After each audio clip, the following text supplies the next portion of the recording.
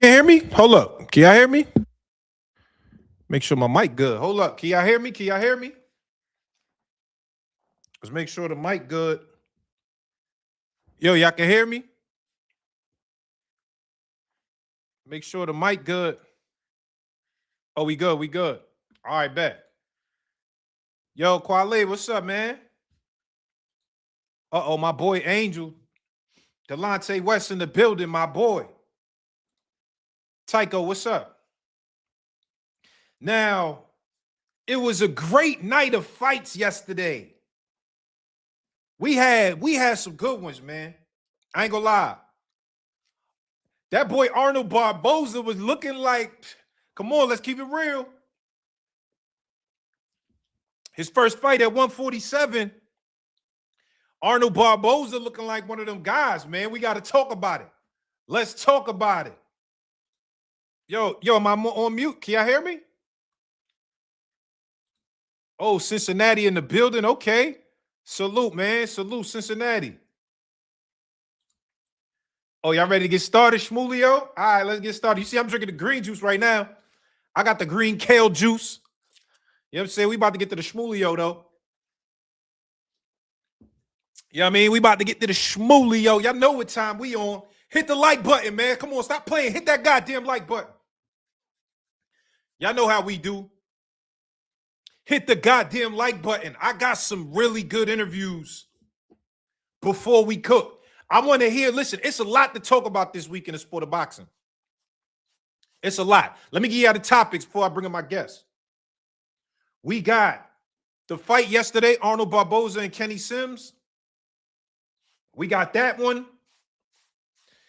We got to get to the back and forth with Devin Haney and Schofield Pops. They was going at it. But Devin Haney's supposed to be fighting Rolly. We got to get to that. And then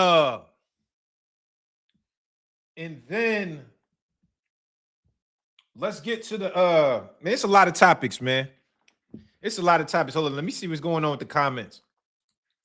Barboza just made Shakur win over Tio look back. Ooh. Yo, that's a great point, yo. That's a great point, man. I agree with that, dog. Hold up. Hold on. I'm trying to make sure my guess is all good.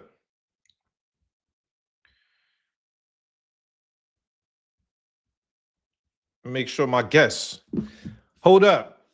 Yo, the Barboza, I'm not gonna lie.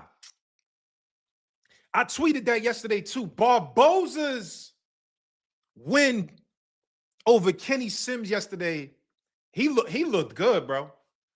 He looked good. And it just made it look like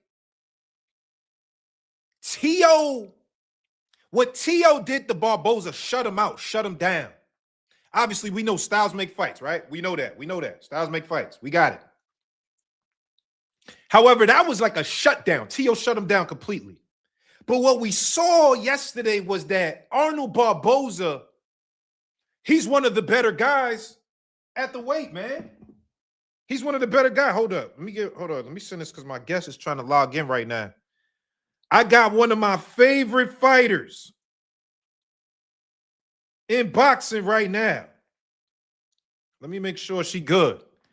We got to talk about everything, y'all, man. Come on, man. I'm sipping the green juice. Hit the goddamn like button for me. Let me send her the link again. Because I need to talk to her, man.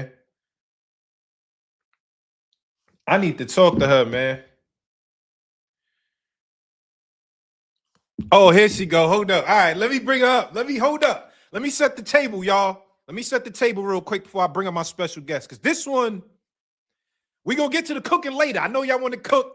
We got a lot of topics to talk about today. I know y'all want to cook. But I have to make sure I get to this first special guest.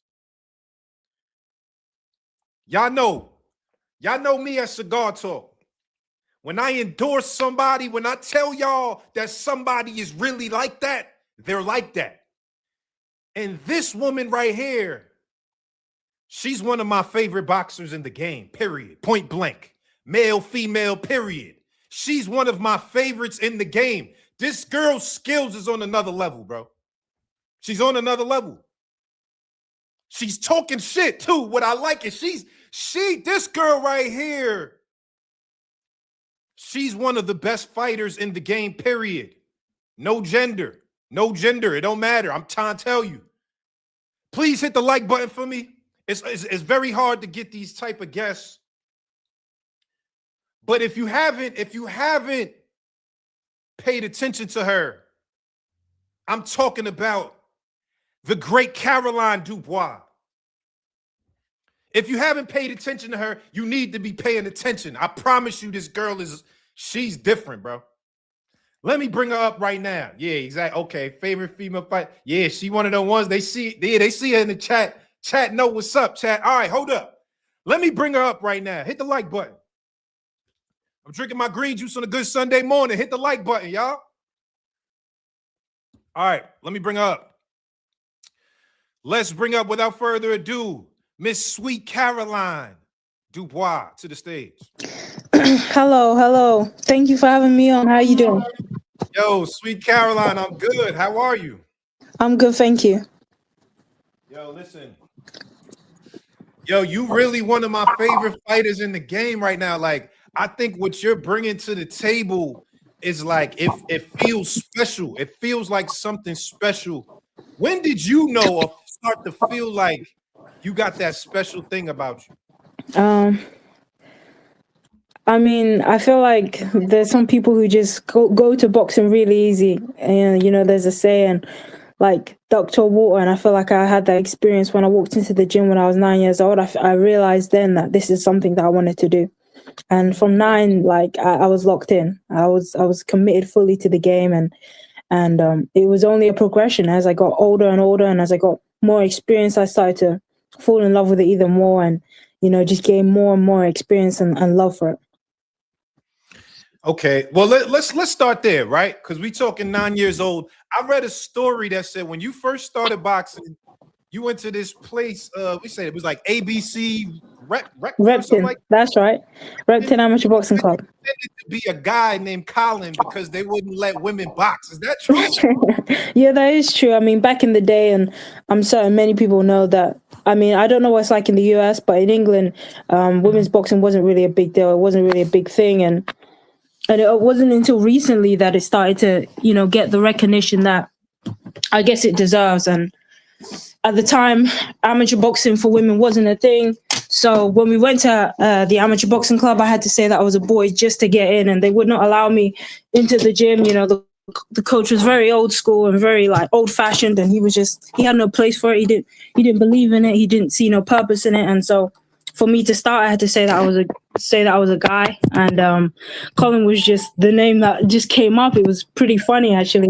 On the way to the why you pick Colin out of all names? Why'd you pick Colin? It was just crazy. I don't know. It just came into my head, and I had no the guy was on me. He asked me. There was this guy. He came up to me and he was like, "What's your name?" And I said Caroline, but I said it so quietly he couldn't hear me. And he asked me again, and I'm looking around, and there's only guys in the gym, literally not even mums or anything. And so I was like, I was on the spot. I had no answers. So I just said Colin. It just came out. Yeah, that's pretty funny. Hold up. So at what point did they realize you are a woman? Like, is it just you in there starting to spar guys? So now you're Colin for the next however long. You're sparring guys. When did they start to realize, like, oh, this is a girl?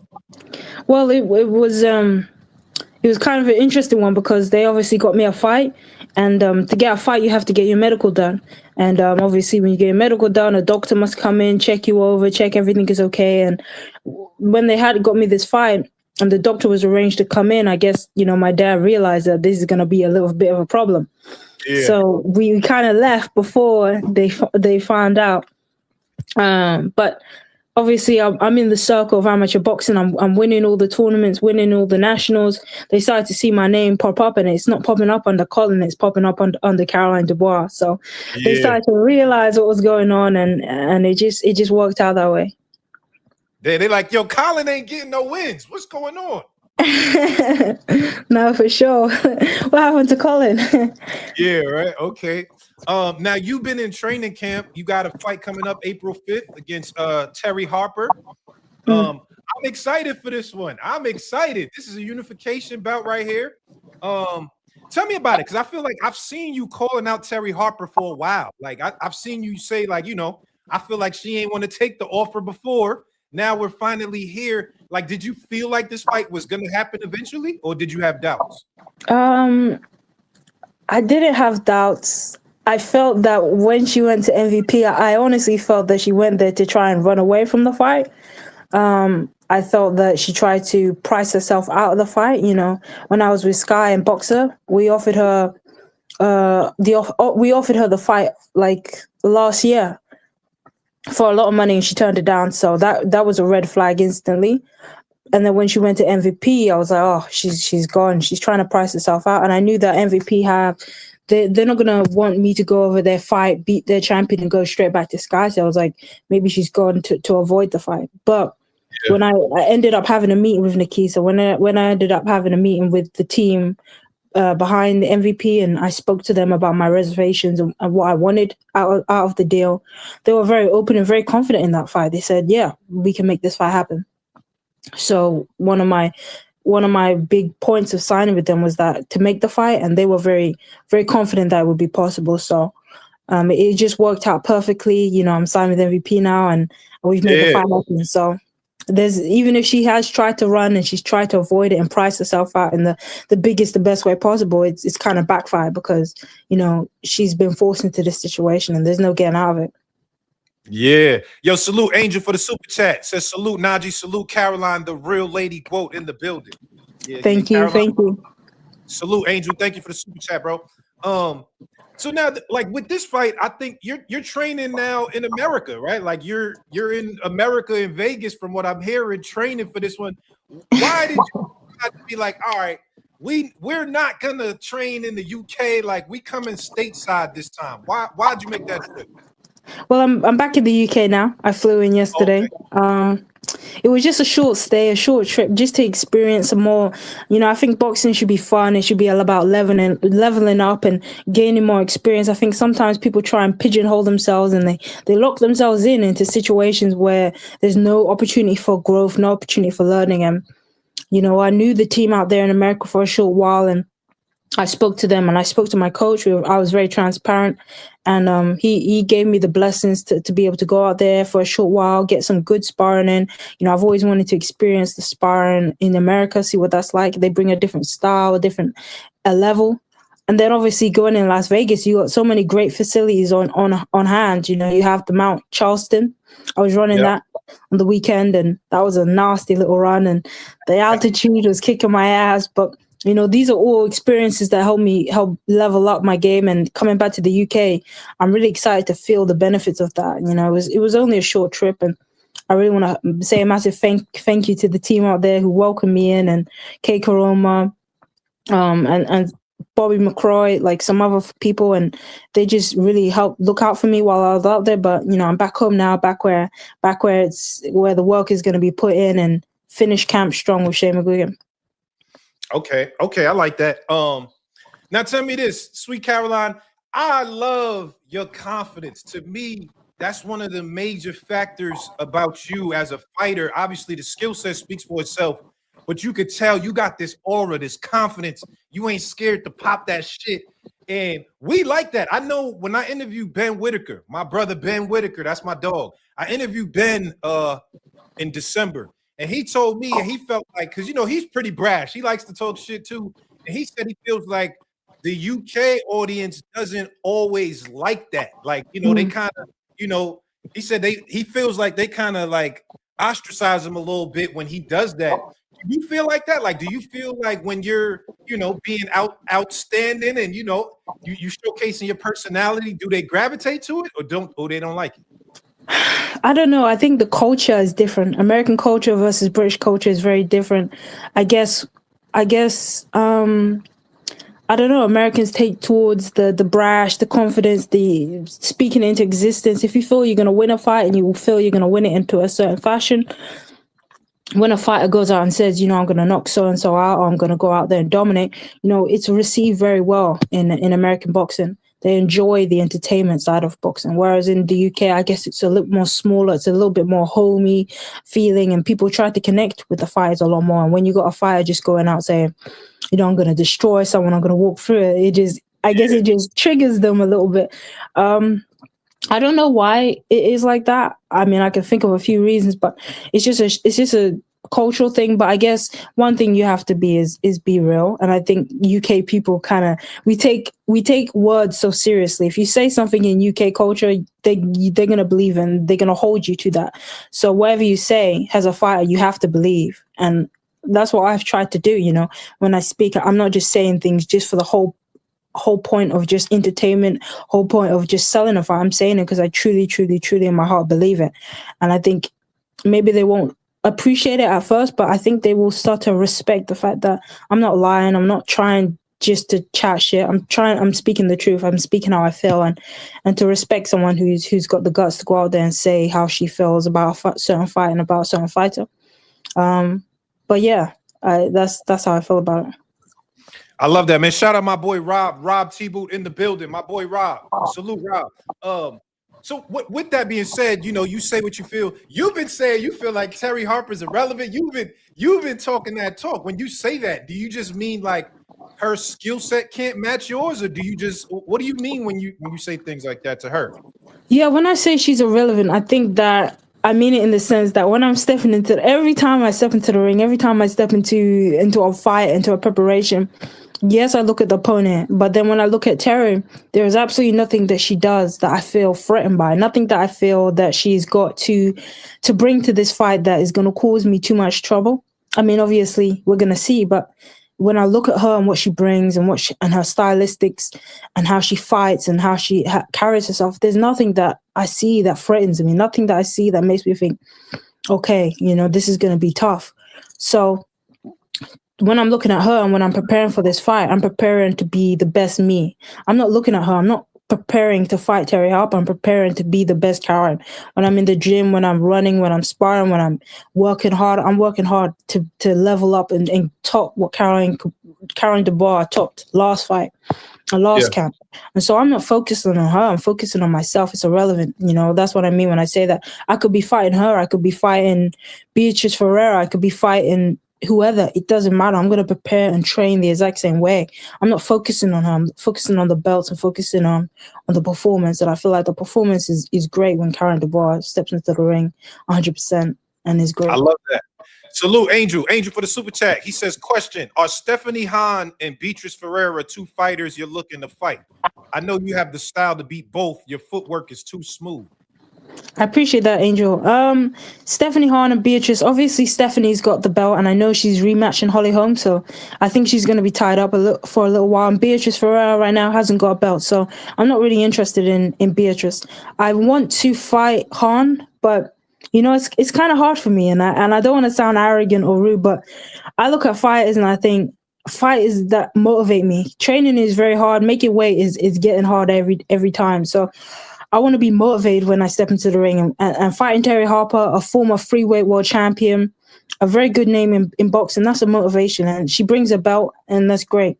I want to fight the Turk who knocked out Beatrice Ferreira, because people have been saying a lot of things about her, saying she's got power and she's bigger than me and she's stronger than me and she's gonna knock me out. So there's something that comes for that fight, and I'm really excited to test my skills against her. I believe I beat her. And hold on, let me ask you about the Turk though. The Turk, because everybody right now, what she did to Beatrice, I didn't expect that. I lost money actually because I thought Beatrice was gonna be able to outbox her, and she put beats on. How do you feel? Like, do you think that girl is legit? Are you looking at her like, oh man, is she looking legit? I think she's got power. I think a blind man can see the woman has got power, but I don't think she's got anything else but that. I don't think she's got skill. I don't think she's got experience, and I don't think she's got heart either. I seen her up close and personal come over to spar, and yeah, I was very surprised. She came and sparred Ailey Scotty, and I just felt like she's someone who's a bit of a bully, a lot like Beatrice actually. she's a bit of a bully. She's winning the fight, and she feels like she can overpower you. She gets confidence off of that. She gets, invigorated off of that. But when Ellie was making a miss and just making her look silly at moments, she just fell apart, and she started to look for ways out of there. She was looking out the ring. She didn't want to be there, and it was the weirdest thing because this was before the Beatrice Ferreira fight. So I'm thinking Beatrice is just gonna outbox her for the first 3 rounds, make her miss, make her pay, make her miss, make her pay, make her lose confidence, make her lose, her spirit, and then probably stop her late, because the way Ellie Scotney had this girl looking was just crazy. Like, we were just in shock.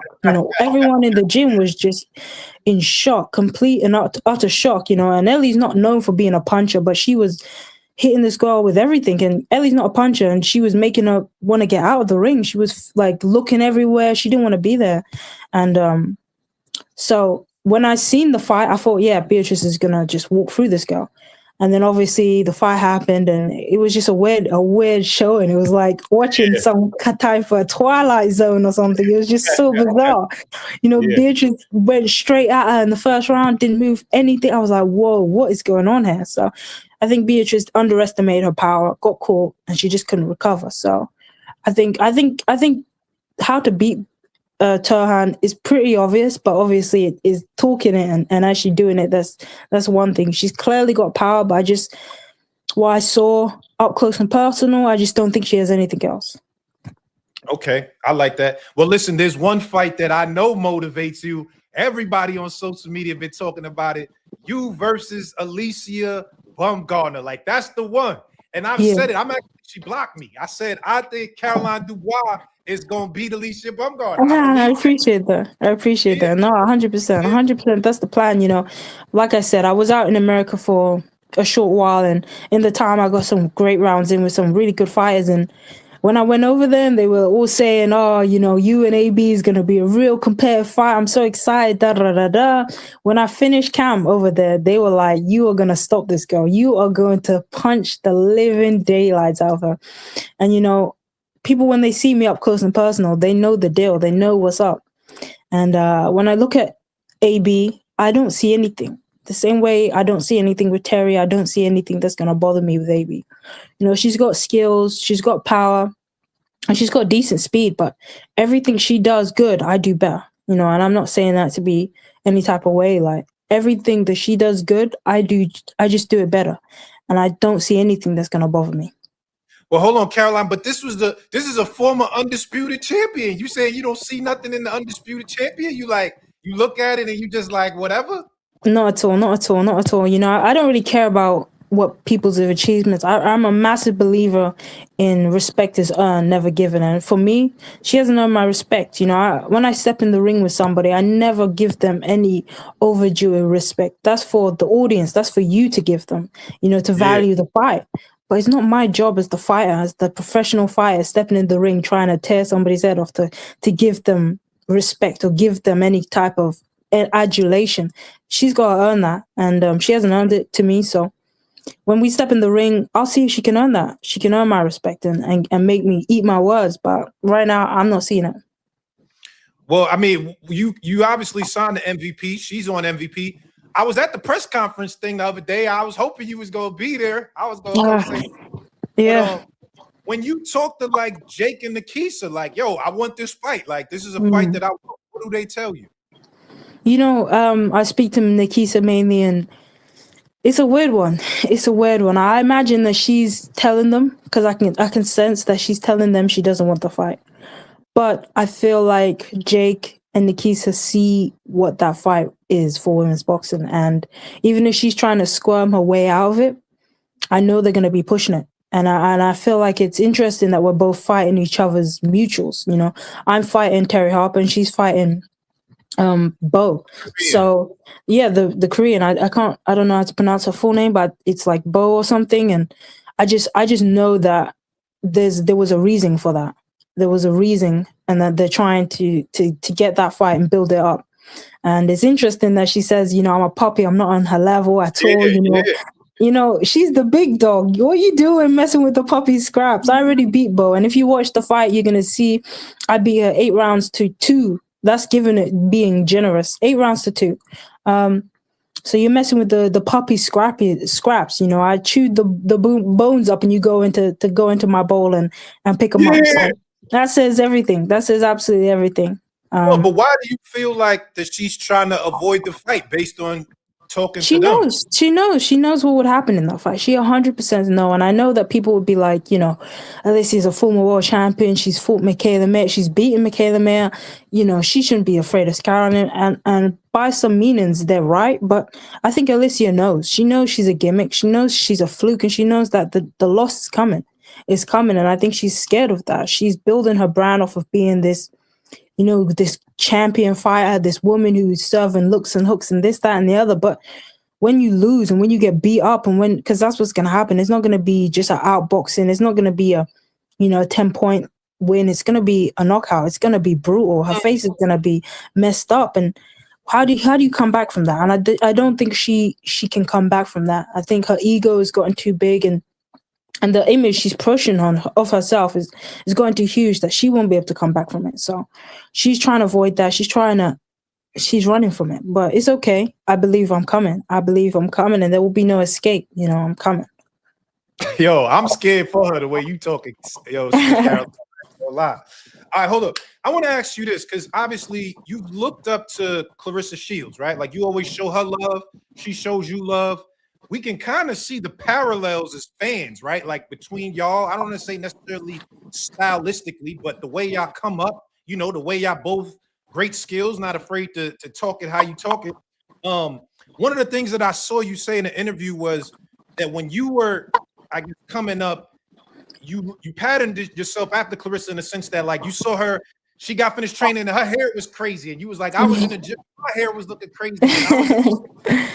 Yeah, you know, a lot of black women and a lot of black girls. And can you talk about that? Because I asked Claressa that too, where like the balance between, you know, being a woman and being a fighter and just gritty, and then like now, you know, trying to be pretty and putting on, you know what I'm saying? Like, is that a hard balance for you, trying to hold both of those worlds? no, for sure. It's one that, you know, it's duality. It's being yourself. It's being natural. I think Black women kind of have it quite hard because we kind of get, you know, when we're muscular, we get over masculinized quite a lot. You know, you see it in media, you see it with a lot of athletes, female athletes. You know, we always get accused of looking like men, always get accused of, you know, being overly muscular and stuff like that. And going into the gym, you know, I was someone believed I was a boy, you know. Like, a lot of women can relate to that, and a lot of Black women who are athletes can relate to that, and it's not nice. So I relate to her story a lot more than I would relate to somebody else's story. I relate to her journey, and I know what it's like. I know exactly what it's like, because at the end of the day, forget boxing, you know, I'm a woman, and I'm very proud and happy to be a woman. I was the type of girl growing up who used to love Disney movies, you know. If I could, I would walk around in a Disney dress like 24/7, 360. What was your favorite?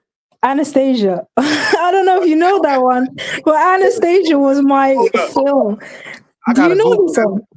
Yeah, listen, Anastasia was my film. I love that one. And Dimitri. Oh, I seen this. Oh, yeah. Yeah, listen, Dimitri was my first crush, and Anastasia, I wanted to be Anastasia. I wanted to be a princess. So, you know, forget boxing. At the end of the day, I'm a woman and I'm a girl. So I'm very happy and proud to be that. And then when you get into boxing and you start to develop as an athlete, and you start to get bigger and stronger, and you start to develop like an athlete would, you know, it's quite tough when you're being constantly criticized and being told you look like a man just because you're, I think, Black and you know, muscular. And I think it's really unfair to a lot of young Black athletes that they get this stereotype and this slogan thrown on them. And you see other athletes who are muscular and or white or lighter skin, they don't get that attack. So when I see someone like Claressa, and when I see someone else like Tiara Brown and other female fighters, you know, I can identify with their story a lot more. And it's important. It's so important to be that, to have a role model. It's so important to be and see someone that looks like you. It's so much more easy. It makes it a lot more easier. I love that you know, that you framing it like that. I actually heard that you want to eventually down the line, open up a boutique where you're doing like hair and makeup. Is that still the case? 100%. Listen, I love being a woman. I love helping other women. A lot of Black women struggle with, hair issues. They struggle with self, love and the way they look. And I would love to be able to help people with that. There's no better environment I feel than going into a hairdresser's on the weekend. I love the environment. I love the vibe. I love the energy. I love the music. I love the community. I love the feeling of just getting pampered and looking good, and that community. I want to build on that. So it's definitely something I'm very, very passionate about and interested in doing when I retire. All right, this is a personal question. Do you date Sweet Caroline? Are you like, you know what I'm saying? Because it's hard to see now. Clarissa Shields got papoose, so she outside of papoose all the time. But I'm saying for you, like, as a boxer that's dedicated, is that something that's important to you? Are you like, I got a man over here and, marriage and kids, are those things important to you also? Oh, very important. I would love to get married. I envision myself having children. I would love to get married. I would love to have a husband and get a ring and do the whole wedding situation and just, have that. But right now, I'm not dating, but, I'm just focusing on boxing. I'm focusing on my career. And it's a tough one because it's something that a lot of athletes have to deal with. And a lot of female athletes have to deal with that parallel of whether you give up on your personal dreams and focus on your career or vice versa. But, I'm focusing on my career right now. Obviously, I'm open, so no sliding in the DMs. Because I would never date anyone who slides into the DMs. Talk about they go slide in your DMs. You could have never said that. I'm not dating anyone who is a fan, sorry. Yeah, I'll be the fat. See, they in the chat going crazy. No, I'm sorry. I am so sorry. I'm from the UK. I don't do long distance, sorry. Yeah, okay. No, but so tell me, like, what? Because you're ascending up the ladder, right? Like, it's clear everyone sees the talent, they see what you're doing, they see what you're building. What are the goals? Is it like, yo, I want to be undisputed champ? Is it like multiple weight classes? Like, when you're thinking of goals that you want to get accomplished, or is it just making the bag? I just want to make a couple million. Jake, throw me a couple $1 million. I mean, all three would be nice. I personally don't know if I will be undisputed just because I think I'm too desperate to be involved in big fights. I want to be involved in big fights. When I started boxing, I was never someone who was obsessed over the belts. I remember it's quite funny. I was in the gym and Ellie Scottney comes up to me and she's like, "What's your favorite belt?" And I was like, I was so confused. Like, I didn't even know it mattered. Like, I don't really care about the belts. I've never really cared about the belts, not in a disrespectful way. I've obviously known that to be a world champion is the best thing. It's the achievement, it's the pinnacle. But I care about the fights. When I watched Sugar Ray Leonard fight Hagler, I didn't know what belt was on the line. I was just excited to watch a great fight. When I watched, Mike Tyson fight, when I watched Floyd Mayweather fight, when I watched all these great fights, I never cared about what the belts were on the line. I cared about the fight. So for me, it's always going to be about chasing the biggest fights as possible. And I will move up in weight. I see myself being a multi-weight world champion. I see myself testing myself and going up, and being involved in the biggest fights against the scariest opponents I can possibly find. Yeah, I like that. We got to get that Elif. What's her name? The Turk. We got to get that Turk one. That one right there. For sure. All right, so let me ask you this. It's another personal question. You don't have to answer it if you don't want to. But I was watching, in doing my research, I watched the Seconds Out interview. Great interview. The way you opened up, it was amazing.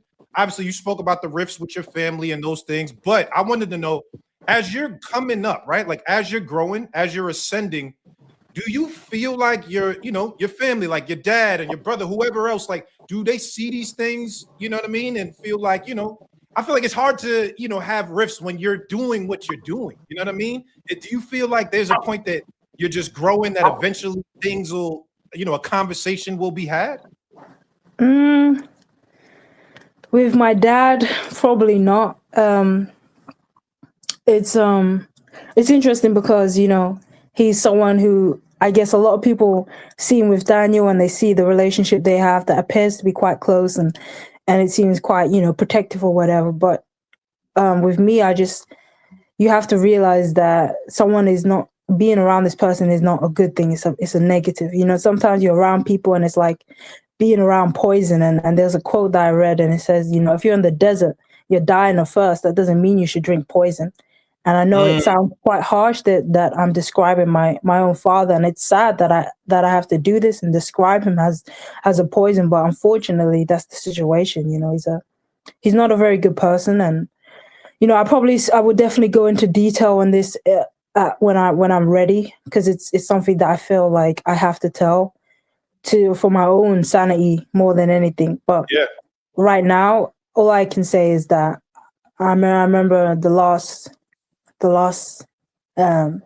message I ever sent him, and it was me saying I never want to speak to you again. And that sounds quite harsh, and it sounds quite sad, but it's just the situation. And I have to associate and realize that to be around someone is more dangerous. It's dangerous than it is to just separate yourself. And with my brother Daniel, I hope that we can definitely recollect and we can connect and understand, and it's like I say, it's an unfortunate one, because my dad has forced us to not speak to each other. And when I moved out and I said, I had to break off that connection, he tried to completely cut it off with the rest of my family as well. With my younger brother Solomon, I haven't seen him since the day I left. I haven't seen Daniel since the day I left, and my sister, I haven't been able to see them. So I hope that things happen and God works his magic, and we can reconnect. But I don't know. It's going to be quite sticky.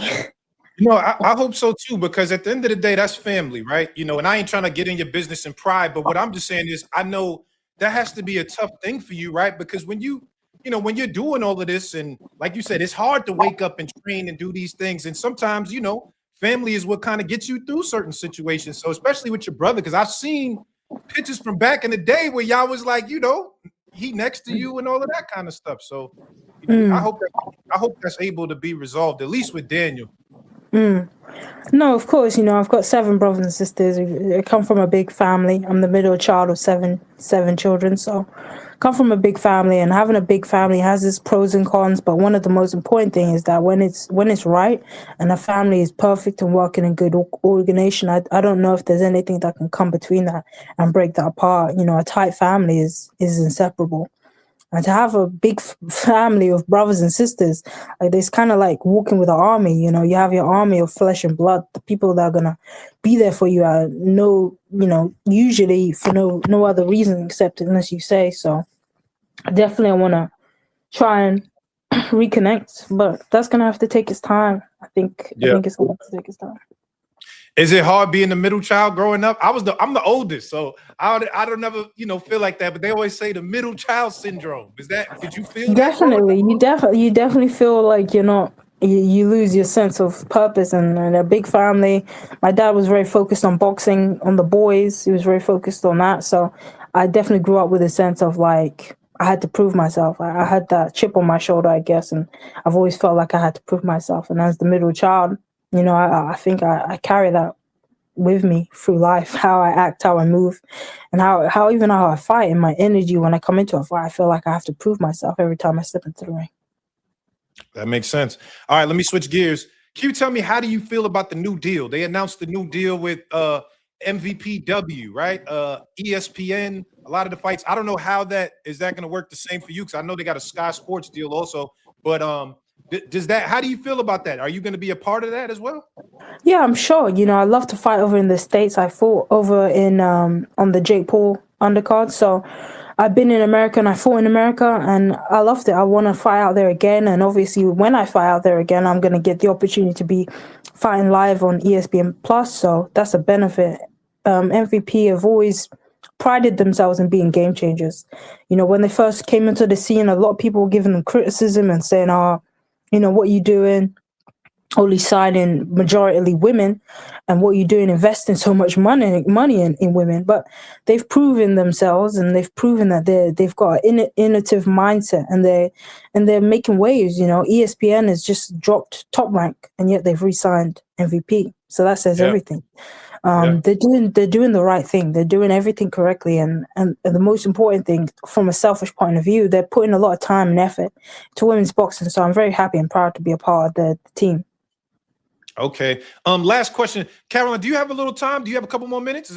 Yeah, for sure. All right, because I wanted to take a couple fan questions too, if that's cool with you.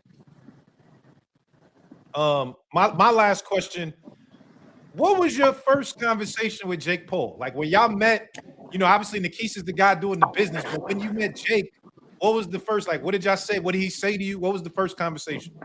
The first time I met him physically in person was when I went to America and fought on his undercard. So I guess it was quite strange, but he was really locked in. He was really, really focused, and I could sense that he was, really trying to focus himself on the fight. And you know what it's like to be around a fight on fight week, and their mind is in a different place. They're looking at you, but they're not really looking at you. They're looking through you. And it was so interesting to see him have that, and I could tell he was serious about his fight. So we only shared a few words. I said hello. I said, you're doing really good things. I'm happy to be a part of the team. And he was saying stuff like, happy to have you over here fighting on my undercard, just exchanging a lot of pleasantries. We didn't have a time to sit down and have a deep conversation. Like I say, it was fight week, and he was just, like I say, he was locked in. The dude was focused. Damn. Okay. Well, listen, I just want to take a couple fan questions real quick. Let a couple people just come and speak to you. Listen, y'all know the rules. If you're showing love, we appreciate that. If you're a hater, I tolerate that. But if you disrespect my guests, I'm kicking you off. No disrespect at all allowed in my house. And don't be shooting your shot either. We ain't doing that. She don't want that. She don't want that. Let me drop the link in the chat real quick. I know a couple people just wanted to ask you a question. I only take a few of them before we get up out of here. But Sweet Caroline, thank you so much for pulling up on me. Like I said, you one of my favorite fighters in the game, period. And I'm always on Twitter. I'll be on Twitter tweeting about you and stuff, you know what I'm saying? But I want you to continue to do what you're doing. It's special what you're doing. Like, you know what I'm saying? Not that you need to know that, but I see it from the outside looking in. What you're building is something special. And I can't wait to see how high this thing goes. Like, thank you. I really appreciate that. I really do. Thank you. Yeah, for sure. All right, yo, I just dropped the link in the chat. I know a couple people said they want to ask a question. We only got a couple more minutes. Sweet Caroline is in the building. Hit that link real quick, man. Hit the link. All right, while they coming in, how you feeling like leading up to camp? Like camp's been good? Like how's everything? Yeah, camp has been amazing. Training camp is always fun, and it's always, hard. So it's been a combination of both. I had that break being in America, mixing things up, refreshing the systems, and we're all go now. I'm back in the gym tomorrow, so I'm excited to be back around familiar faces and back in the routine. Did you spar anybody that we know? No, not that you know. I was meant to spar Kenneth, actually. He was Kenny Sims. I was meant to spar him, but it never happened. It was kind of weird. Like every day I'll come in and he was like, "Oh, he wants to spar. We're sparring," and it just didn't happen. So that was a bit of a shame, but yeah, that would have been cool. You and the GWOAT got to do some work together. Y'all got to get some work in together. No, for sure. She said something like that as well, but it would be a great experience for both of us, I think, to just get some rounds in, and that would be cool, really cool. All right, yo, I got DV Use on the stage. DV Use, what's popping? Hey, what's going on? What's going on? Salute, Caroline, Najee, always my boy. Thank you. So I had 2 questions for you specifically. A lot of male fighters have been going against the boxing fee. I wanted to ask a female fighter, what did you feel? How did you feel about the boxing fee, like the belts, the fee for the belts? I think the thing that we need to figure out is where the money is going and what's it going towards. I think that's where the big issue and confusion is coming from. Where is this money that we're spending and paying for?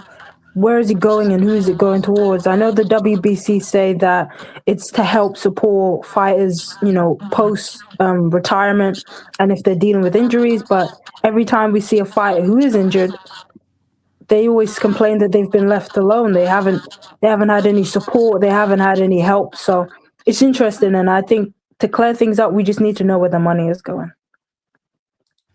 All right.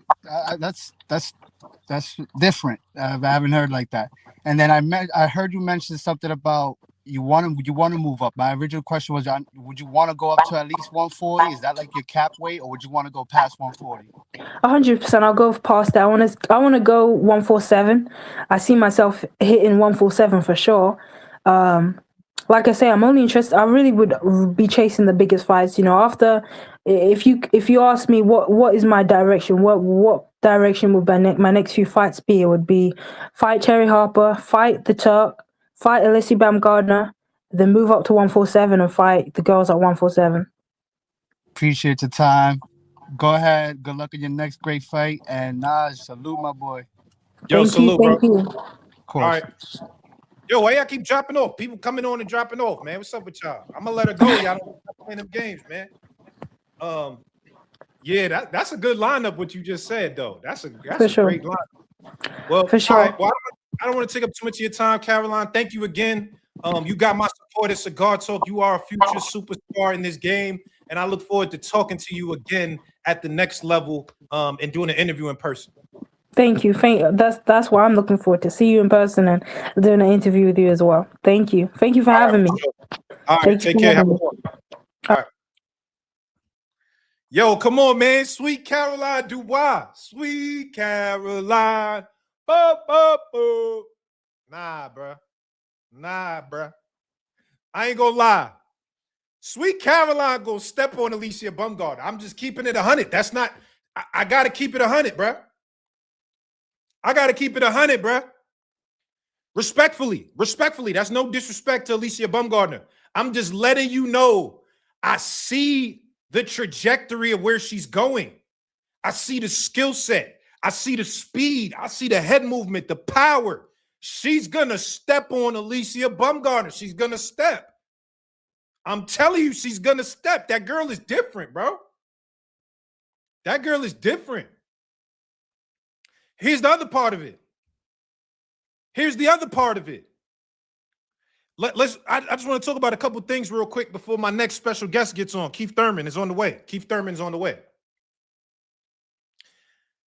We got to understand that she just opened up right now to us, and I'm so grateful and appreciative because, I asked her about a real life moment, not just boxing. I asked her about real life. You know what I mean? She's had some, some turmoil in her family. Like, we've all been through stuff like that. She said she's been through, she has some turmoil going on with her family and her dad and her brother, Daniel Dubois. But the fact that she's able to hold all of that and take that on her shoulders and still be great without the family. Like, yo, you know what? She referenced it and she said, there's a quote that says, in the desert, if you're thirsty, that doesn't mean that you drink poison. That's what she said. And I thought that was so real. And what I'm saying is I'm saying that to say is she's taking on a lot. You can see that it bothers her. She said it. You can see it bothers her. But for her to take that and still be like, I'm going to get to where I got to get to, regardless of who's with me, regardless of anything else, she got a goal. And anybody that's that focused, bruh, it's just hard to beat. It's hard to beat somebody that's that focused, bruh. I'm just keeping it 100. I'm keeping it 100. It's hard to beat somebody that is focused to that degree. And you can see that level that she's on mentally, bro. That girl is different, man. Let's hit the comments. Keith Thurman's on the way up. And then I want to cook. We got to talk about Kenny Sims. I lost some money on Kenny yesterday, man. Kenny looked a little flat. You know what I'm saying? Kenny's a good fighter. He looked a little flat. I heard him say that he had a cramp in his leg in the second round. You know what I mean? But Kenny looked a little flat. But I don't want to say that to take away from Barboza because Barboza looked really good. It actually made me have to put more respect on Teofimo's name. What Teofimo did to Barboza, I had to put more respect on Teo's name. You know what I'm saying? Real question, and she gave real answer, didn't swerve it. That's a fact. She gave us the real. I appreciate her for that. Caroline, thank you. That was real. I just don't like the completely estranged. Yeah, I don't like it either, but we don't know what happened. You know what I mean? She said when the time is right, she's going to open up and talk about it. Why is dude talking out the side of his mouth like that? Like what? What did I say? Yo, you know what's crazy too, chat? Out of the brother and sister world champion duos, Daniel Dubois was a champion, not anymore. He was a champion. Sebastian Fundora is a champion. I ain't gonna lie. I think the girls are both better than the guys. I think Gabriella Fundora, who fought yesterday, I think she's better than Sebastian. Respectfully.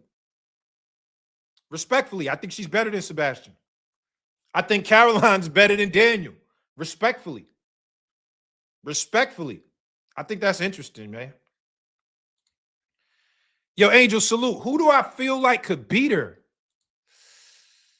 Who could beat Caroline Dubois, man? Maybe Michaela Mayer? Maybe. That's a good fight. Her and Michaela Mayer. That's a good fight. I don't know. It's gonna be tough to beat her, man. She is like Sims is trash. Come on, don't do that, Buzz Smoke Canelo. Come on, man. Trash. Kenny Sims ain't trash. Come on, y'all. Damn, CDL time for Kenny. Kenny said he going back to 140. Damn, CDL time for Kenny? Nah, bruh. Nah, man. Kenny Sims? He's CDL time? Oh, come on, man. Kenny needs some snack. There, y'all killing Kenny. Who killed Kenny? Barboza can move forward to fight anyone except Rocha. Did y'all like that Rocha fight? I thought he should have got Jojo Diaz up out of there, though. He was like a whole weight class bigger than Jojo Diaz. You got to get him up out of there, bruh. Who you see Barboza going against now? I mean, him and Rocha probably makes the most sense. Him and Rocha makes the most sense. Nah, Kenny Sims got to go get his forklift certification. Come on, man. Y'all killing Kenny. Chill, don't kill Kenny. Nah, man. All right, I know Kenny lost 2 in a row. I know he lost 2 in a row, but come on, man. Kenny could fight. He didn't. All right, this fight against Barboza it wasn't it. It didn't show that. But he was cooking against Duarte. I mean, obviously Duarte stopped him, but Duarte's a tough-ass customer, bro. If Duarte, I wish that fight with Africa and Duarte would have happened. I don't know who would have won that, to be honest. Duarte's a tough motherfucker, bro. Arnold Barboza Basuda. What? Arnold Barboza's trash? The girl's also younger than the guys, which is interesting. You're right, Cyrus. Good point. Keith Thurman's on the way. Keith Thurman is on the way. Clarissa could beat her. Yeah, probably at this stage. Yeah. Not probably. Yes, at this stage. But I just think we'll never see it because of the weight differential. Ooh, Lauren Price is a good one. That's a good one. Otiani Way. Otiani Way. My bad. I'm like butchering the name. Oh, Lauren Price is a good one. Lauren Price versus Caroline, Sweet Caroline. AB can beat Caroline. It's a 50-50. My boy D1 in the building. Salute D1. D1 is my boy. But D1, I got to let you know, Caroline Dubois is packing up AB. Caroline Dubois is different. Alicia Bumgarner is going to get packed up. She said, yo, she don't want to fight because her ego can't handle this L. Oh, nah, Sweet Caroline going to talk that talk. Sweet Caroline. I told you Kenny is cooked. Damn, man. Better. Explain. All right, cool. Let me give you better. Let's break it down. And I want to hear y'all. Let's hear y'all opinions. I want to bring everybody up. Keith Thurman is coming right now. So let's just get the Keith Thurman one. And then please let's talk. Please let's talk. Why do I feel Caroline Dubois is better than Alicia Bumgarner? Number one, and I'm being transparent. This is no disrespect. I feel like after she tested positive, AB tested positive, to me, I just feel like she hasn't gotten as many knockouts. You know what I'm saying? It doesn't feel like the power was the same to me. She's still a skilled fighter, still a good fighter. I'm not taking nothing away from her. I'm just being honest. If as far as what I see. Matter of fact, because let me be specific so we could talk specifics. Let me look up because I want to see how many stoppages has she had. I'm not trying to be disrespectful, y'all. I'm just calling it how I see it. So I feel like the power edge goes to Sweet Caroline. I feel like the jab, most important punch in boxing, goes to Sweet Caroline.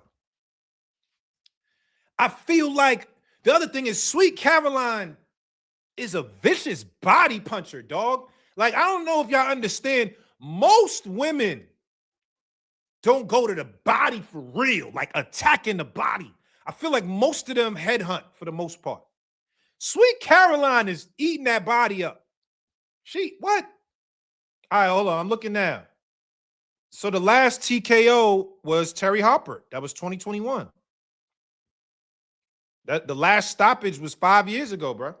So I just feel like the power isn't the same. The speed, it may be a little similar. Might be some speed, might be similar. But I also think the IQ and the stamina go to edge Sweet Caroline. So I mean, I just gotta keep it real, man. I think Sweet Caroline is pretty much like if we checking off the categories, I think she's better in pretty much every category. I thought JoJo won. D1, what the? Hey, D1, stop it. You ain't think JoJo Diaz won that fight. Stop playing. You did not think that. Ain't no way you thought that. Kenny is a C+ fighter? Nah, come on, man. C+? Nah, y'all ODing. Warehouse Sims, y'all ODing on Kenny. C+? He got to be at least a B. Come on, B-. B-. Kenny Sims got to start putting boots on car tires. Damn. Y'all wilding on Kenny. See, this is why nobody can't lose around y'all, because y'all don't know how to act when somebody lose. Come on, man. Kenny a good fighter, man. Kenny's a good fighter, man. Come on, man. Y'all be OD. Keith Thurman's on the way. All right, hold up. Let's do this. While I'm waiting for Keith Thurman, I don't want to get into all the topics just yet. Oh, my boy Just Do in the building. Salute. Just Do Boxing. Check out his channel. Just Do. Let me drop the link real quick because I'm waiting for Keith Thurman. They say Keith Thurman's he'd be right up. But I want to hear what y'all gotta say. Caroline Dubois versus Alicia Baumgardner, man. Talk to me about that real quick. Let me just drop some links in the chat real quick. Link in the chat. Link in the chat, man. Talk to me about that real quick, because Keith Thurman is on the way. Keith Thurman is on the way. All right, come holler at me. I want to know what y'all think real quick. Let's do these two topics. Two topics right now. Caroline Dubois versus Alicia Baumgardner and Kenny Sims in Barboza. Kenny Sims in Barboza. I dropped the link in the chat, man.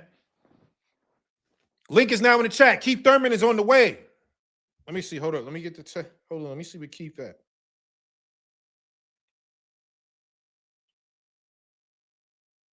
Yeah, Keith Thurman on the way. Yeah. I just sent out the. Oh, here you go. Here you go. All right, come on. Hold up. All right, I gotta pause y'all. My bad. I was gonna drop the link, but he's here. I was gonna drop the link for y'all, but he's here. We gotta get to it. Hold on. My bad. Yo, come back later. After this, come back. We gonna get to the topics. You better not duck me, son. Yeah, that's a classic Keith Thurman line. That's a classic Keith Thurman line right there. Luciano, salute. All right, man.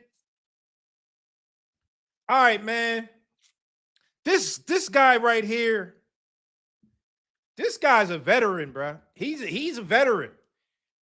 He's been doing this at a high level for a long time. Like we've been watching him do this at the highest level for a long time.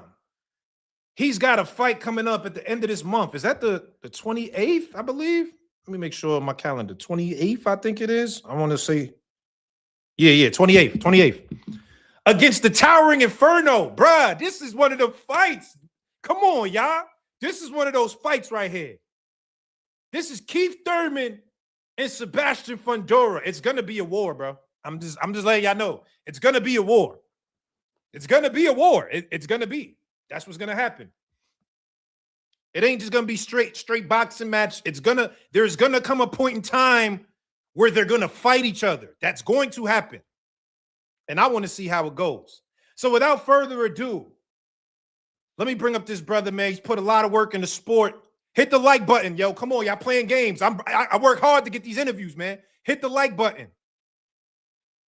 Let me bring up this guy. He's put a lot of work in the sport, and we got to respect him for it.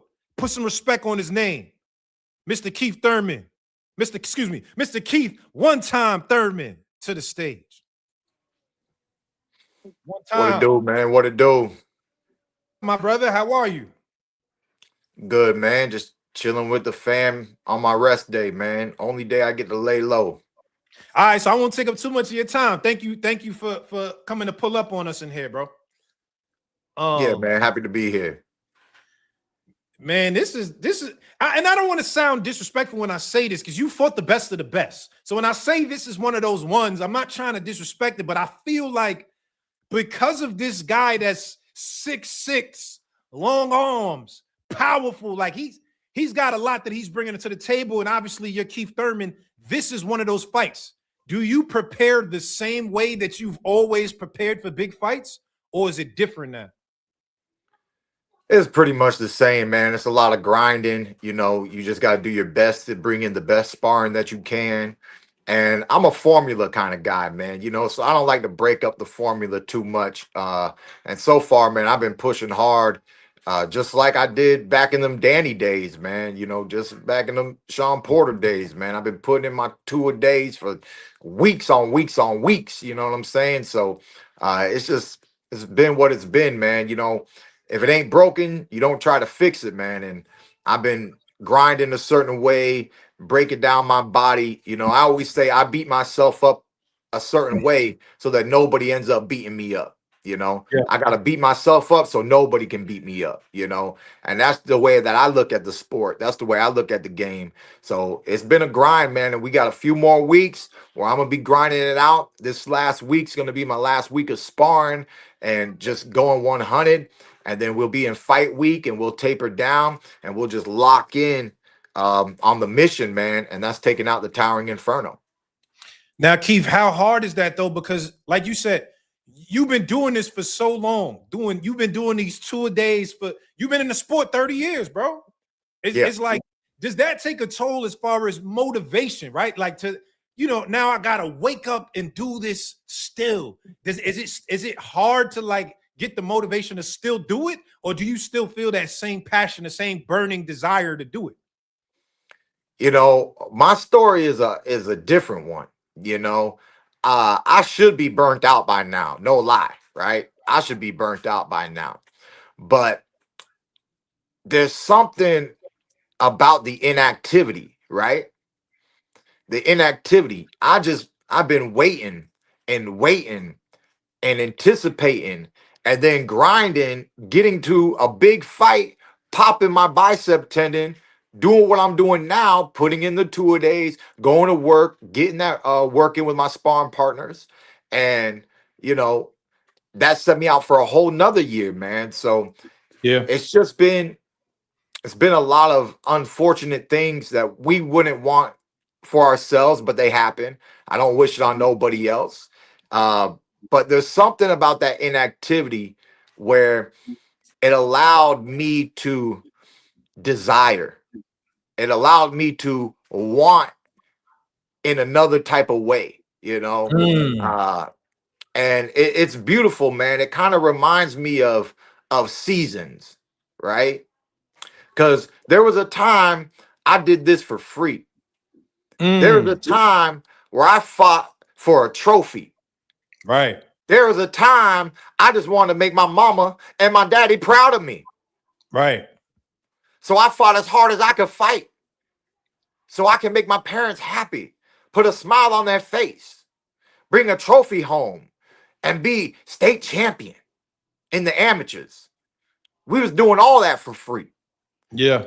Then you start grinding, got older, 19 years old, I turned pro, made $1,000, better than nothing, better than a trophy. Then I made 2, then I made 4, then I made 10.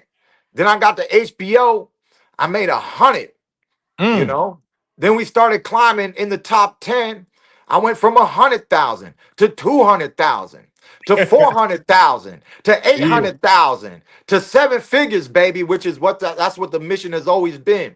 Because Yeah. Ben Getty told me, and Ben Getty ain't never told a lie. If y'all know how I talk about my trainer, Yep. Ben Getty. Ben Getty ain't Yep. never told a lie. He told my mama, my daddy, everybody in St. Pete, Tampa Bay, that this boy right here is a $1 million fighter, and he will be champion of the world one day. You know, Mm. so I made his words a reality, man, and he believed in me before anybody believed in me, and it's one of the main reasons why I just want to live out this life to the fullest, get to the Yeah. end. I'm the vet now, baby.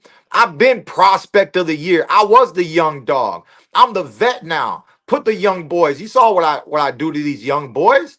Put the young boys in there with me, man. And you're just gonna get a great fight, man. There's no such thing as a Yeah. bad Keith Thurman fight. Watch the Now you're tapes. right. You're right. You're right. Hold on, but Keith, is it different for you? Just like the way your body responds? Because we the same age, right? I'm not a Okay. professional athlete. You know what I'm saying? I'm gonna be 38 this year, so I can't compare myself to y'all. I'm not a professional athlete. But I know, like, the young kids, they be calling me Unc now. I feel like, they like, yo, Unc, what's up? And I feel like things is a little different. I don't feel old at all. I don't feel old. I feel good, but it just feels like things are a little different. Do you feel like that now that you're like the veteran guy? Oh, it's different for sure, man. It's different, That's what I mean, man. It's the beauty of life, I mean, I'm 37, you 38, right? Oh, I'm gonna be So, 38. I'm 37 too. I'll be 38 December. oh, okay, yeah, we'll be 38. Yeah, I'll be 38 right before you in November. So yeah. So yeah, we were born in 88. So Yep. yeah, at the end of the day, man, it's just like it's like them seasons. And when you was a young blood, they try to tell you, oh, there's gonna be a day, you better Yeah. you better focus on this, you better focus on that, because there's gonna be a day. Get your responsibilities. You're gonna have to man up. You're gonna have to do this. You're gonna have to do that. And eventually, man, them days come. Them wise, our elders are our elders for a reason. You know, Yeah. and you got to respect people. See, a lot of these young people, they don't understand it no more. Why do I got to respect somebody based on their age, man? It's like, look, man, this dude, he made more mistakes than me, and I got to respect that. He's Yeah. done, he been locked up and everything, and I got to respect that. You know what I'm saying? It's like, Right. look, man, people, we are all human beings. None of us are perfect out here, right? But when someone's been here longer than you, then they just know things that you learn in time. No Yes. matter, you can have an IQ to infinity and beyond, but there are life lessons that will only come to you in a certain amount of time. And so the boxing, the technique, but the wisdom that I have and what my body holds on a cellular memory, Mm. it's Yeah. just this is this is a portion of my career that it might, just like I missed out on my prime, but this right here, this last little leg where I get to be the vet, where you get to go against Rambo, you know, Yeah. where you get to Yeah. go toe to toe with Rambo. Said, put me in the fire. Put me in the game. Just put Yeah. the OG back in there, man. And that's what this fight is all about. Young dog versus the old dog, a real vet, a real warrior, gladiator, certified. And we gonna see, man. They make movies about what's about to happen. They make movies about this, people. They do. This They is do. this ain't no fake stuff, man. But I promise you, man, you're gonna think it was Hollywood by the time this script is over. Yo, Angel, salute, man. Salute for the super chat. He says, salute, Keith. Much respect to you. Thank you both for what you have done for the sport of boxing. Keith, Do you feel as though this fight can push your career even higher than it is now? If so, how? You know, it's like Roy Jones said, y'all must have forgot, Woo! you know? Yeah. Y'all must have forgot. I'm the one who said it. I'm not afraid to let it go. If you can beat me, beat me. You did say If that. you can beat me, beat me. You know? And this is a fight for me and for, I believe, a lot of the fight fans in America. This is a remembrance of who Keith Thurman is, right? And what Keith Thurman brings to the table. And becoming a two-divisional world champion definitely elevates my status in the sport of boxing. And let's be honest, I initially was supposed to fight Tim Tszyu. This Yeah. this dude beat Tim Tszyu twice. Yeah. I beat Fundora. It's like y'all should just give me 3 wins. It's like a, you know what I'm saying? Yeah. It's like Yeah. a triple strike. You know what I'm saying? I just knocked down, boom. And there's just a lot of credit that's gonna have to be given. You know, you have to work hard and you get what you deserve in this world, in the ring, you know. And a lot of critics like to critique. I get that. But at the end of the day, man, Keith Thurman wins this fight. They all gonna be those who was talking, or Yeah. they was talking over here. They're gonna have to switch how they speaking about your man Keith one time Thurman, man. And you know, I love that, man. I love that. I love the love. I love the hate, you know, and I love converting people because let's be honest, man, y'all got fickle minds. Y'all got little fickle opinions. This one year, this your favorite team, this your favorite player, this your Yeah. favorite boxer, this your favorite color. Next year, you got a new color, you got a new girl, you got a new swag. Man, Yeah. y'all fickle out here, man. Y'all That's fickle. true. You No, need that's true. something, you need a remembrance. You need a remembrance on who the real ones are in the sport of boxing. And Keith Thurman was, is, and forever will be one of the realest you get in the sport of boxing, hands down. Okay.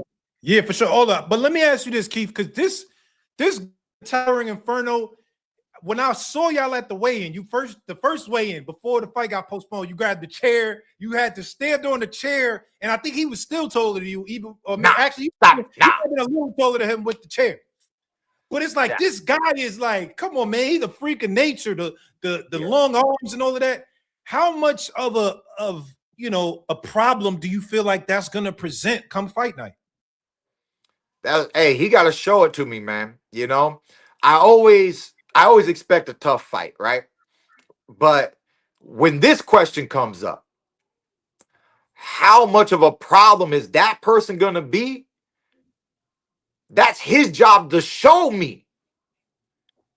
Otherwise, we ain't even going to have no problems, pimp. We might not even have a problem. If he don't bring a problem, we don't got no problems. But you best believe Thurman is and was always a problem for everybody. All right. Yeah. Including Pacquiao, who beat me. I still was a problem from him. I promise you. You know, watch the post-fight interview and how quick he had to go lay down. You know what I'm saying? Right. He took the W, but he also took some hands, and he wasn't in a good mood after the fight. You know what I'm saying? Hold on, we're gonna get to that one, Keith. We gotta get to that fight too. I want to ask you about that. But hold on. There was one thing I heard you say that you said that there was a fight that happened in the amateurs that reminds you of this fight. I guess it was somebody that was so much bigger than you or whatever. Yeah. Can you break that? Can you elaborate on that? Like, who was this guy? Like, what makes you reflect on that point with this fight coming up?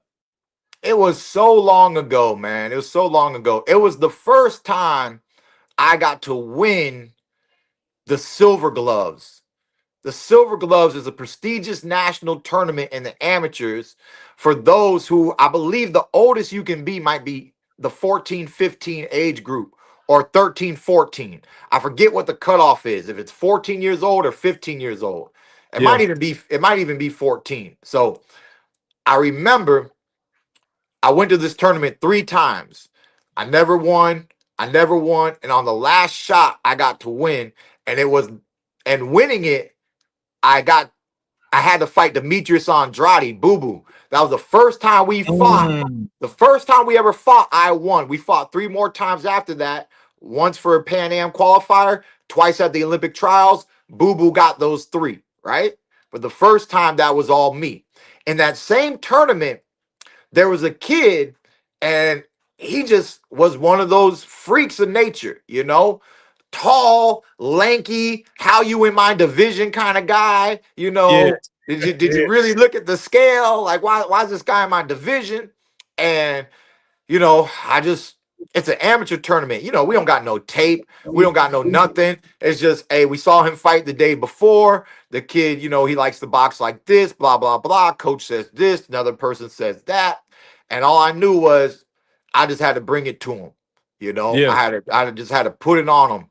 And I just remember being in that fight, man, pressing, get him on the ropes, pressing, and just gave it my all, man. Just gave it my all. And, I was just too much for him to handle,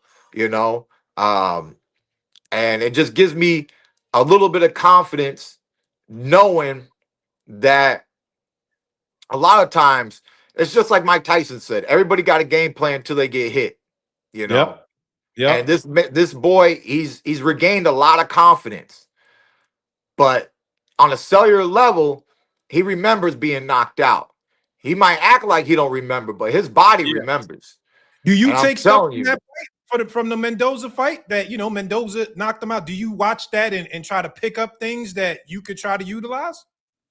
honestly, man, Mendoza did what I've been representing in boxing. It's one time.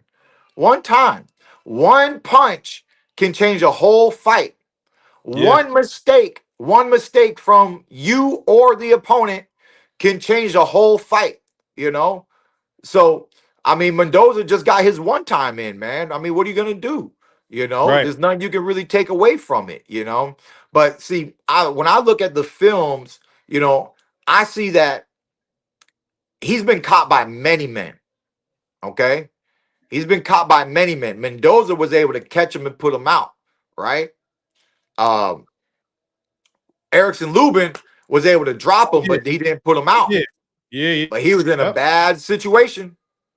He was in a bad situation, And right before Tim Tszyu even stopped fighting, I think he was like all over the highlight reel.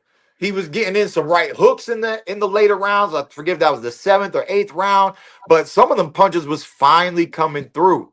But he didn't push through it. His team went ahead and stopped it. They knew they was behind on the scorecards, and both men were taking damage, and they didn't go for the Las Vegas Hail Mary. And it is what it is, Yeah. I said it at the first presser. I see holes like Swiss cheese, Yeah. and it reminds me when I talk about fighters' mistakes, we got to understand everybody makes mistakes, right? We got to understand. But skillful fighters are the ones who are able to get away with their mistakes 9 out of 10 times. Okay? Yeah. So the first person that comes to mind when I say he made mistakes, but he got to get away with it 9 out of 10 times is Roy Floyd Jones? Mayweather. Oh, I was gonna say Roy Jones. What? Hold up. What mistakes do you see from Floyd? Because everybody usually say Floyd is as close to perfect as you can get. I mean, he got away with it more than 9. It was like 9.5. You know what I'm saying? But the thing is, because nobody could really capitalize on the mistake, because when he would set up for that, 2 things. I went to a lot of Floyd fights. He would change the position of his back foot when he wanted to counter you, right? So he already put himself in a position, and that posture meant, and he would lean forward just so that he could do the whoop whoop whoop whoop, and once he got his head over, bing, here came that straight right hand, right? Right. Cool, bing, counter, right? So you said it's a tell with the back foot. The back foot was there was a back foot tell, right? There was a back foot tell. And a lot of times, no matter if he landed the shot or whatever, he'd punch, he'd roll out, and he had so much speed that helped him get away with it, because be first. I'm first, boom, I'm so fast. By the time you react, you're too slow, you Right. know? So Right. his skills, his speed, his tactics, they all really helped him, but he had a few tells, you know. Um, I was there at the Canelo fight, and I I was there promise too. you, I was I there too. promise you, there was a right uppercut. Floyd was moving into it. Canelo threw it, but by the time it got his head was out of the line of fire I by remember that like inches, this, like the by inches, by yeah. inches, people. And I'm telling you, that right uppercut, I always said there was something that would have slept Floyd, boy. It was that right uppercut that he just dodged. Okay. Mm. So, I mean, that's what skills do, man. That's what skills do. Um, but yeah, luckily for me, Fundora's not a Floyd Mayweather. Fundora's not a Demetrius Andrade, you No, know. no. I mean, I've been in the ring with Olympians and world champions, and I've seen a lot of stuff, man. I mean, I grew up sparring Bad Chad Dawson, okay? I Ooh. grew up sparring Bad Chad Dawson by the time I was 16 years old. We was putting rounds in, Yeah. rounds and rounds and rounds, me and Bad Chad, man. And that was right before Chad became champion. We knew he would be champion. You could see it. Right. You could see Right. it. You knew it. When you're in the ring with people like Winky Wright, Jeff Left Hook Lacey, and we had Chad Dawson in our camps back in those days, man, like you could see the champion in him. So I just had that experience, man, and it just gives me a lot of confidence. And I'm just looking forward to it. I mean, like I said, I'm talking my talk, but come fight night, man, I gotta execute this, man. Like B Hop, the executioner. You Yeah. gotta be able to do it. You You gotta gotta be do it. able to do it. Yo, Go Keith, this through bigger with than it. you, man. This is for all the unks across the world. This is for me. That's This is right, for baby. you, This is Keith. for all the unks. This is for all of us. This is for the OGs. You know what I'm Yeah. saying? There's only a few of us OGs left in the game, baby. And Yeah. I'm You're telling you, right. ain't nobody got these hands and these feet like Thurman still do, man. So it's gonna be a great fight. I promise.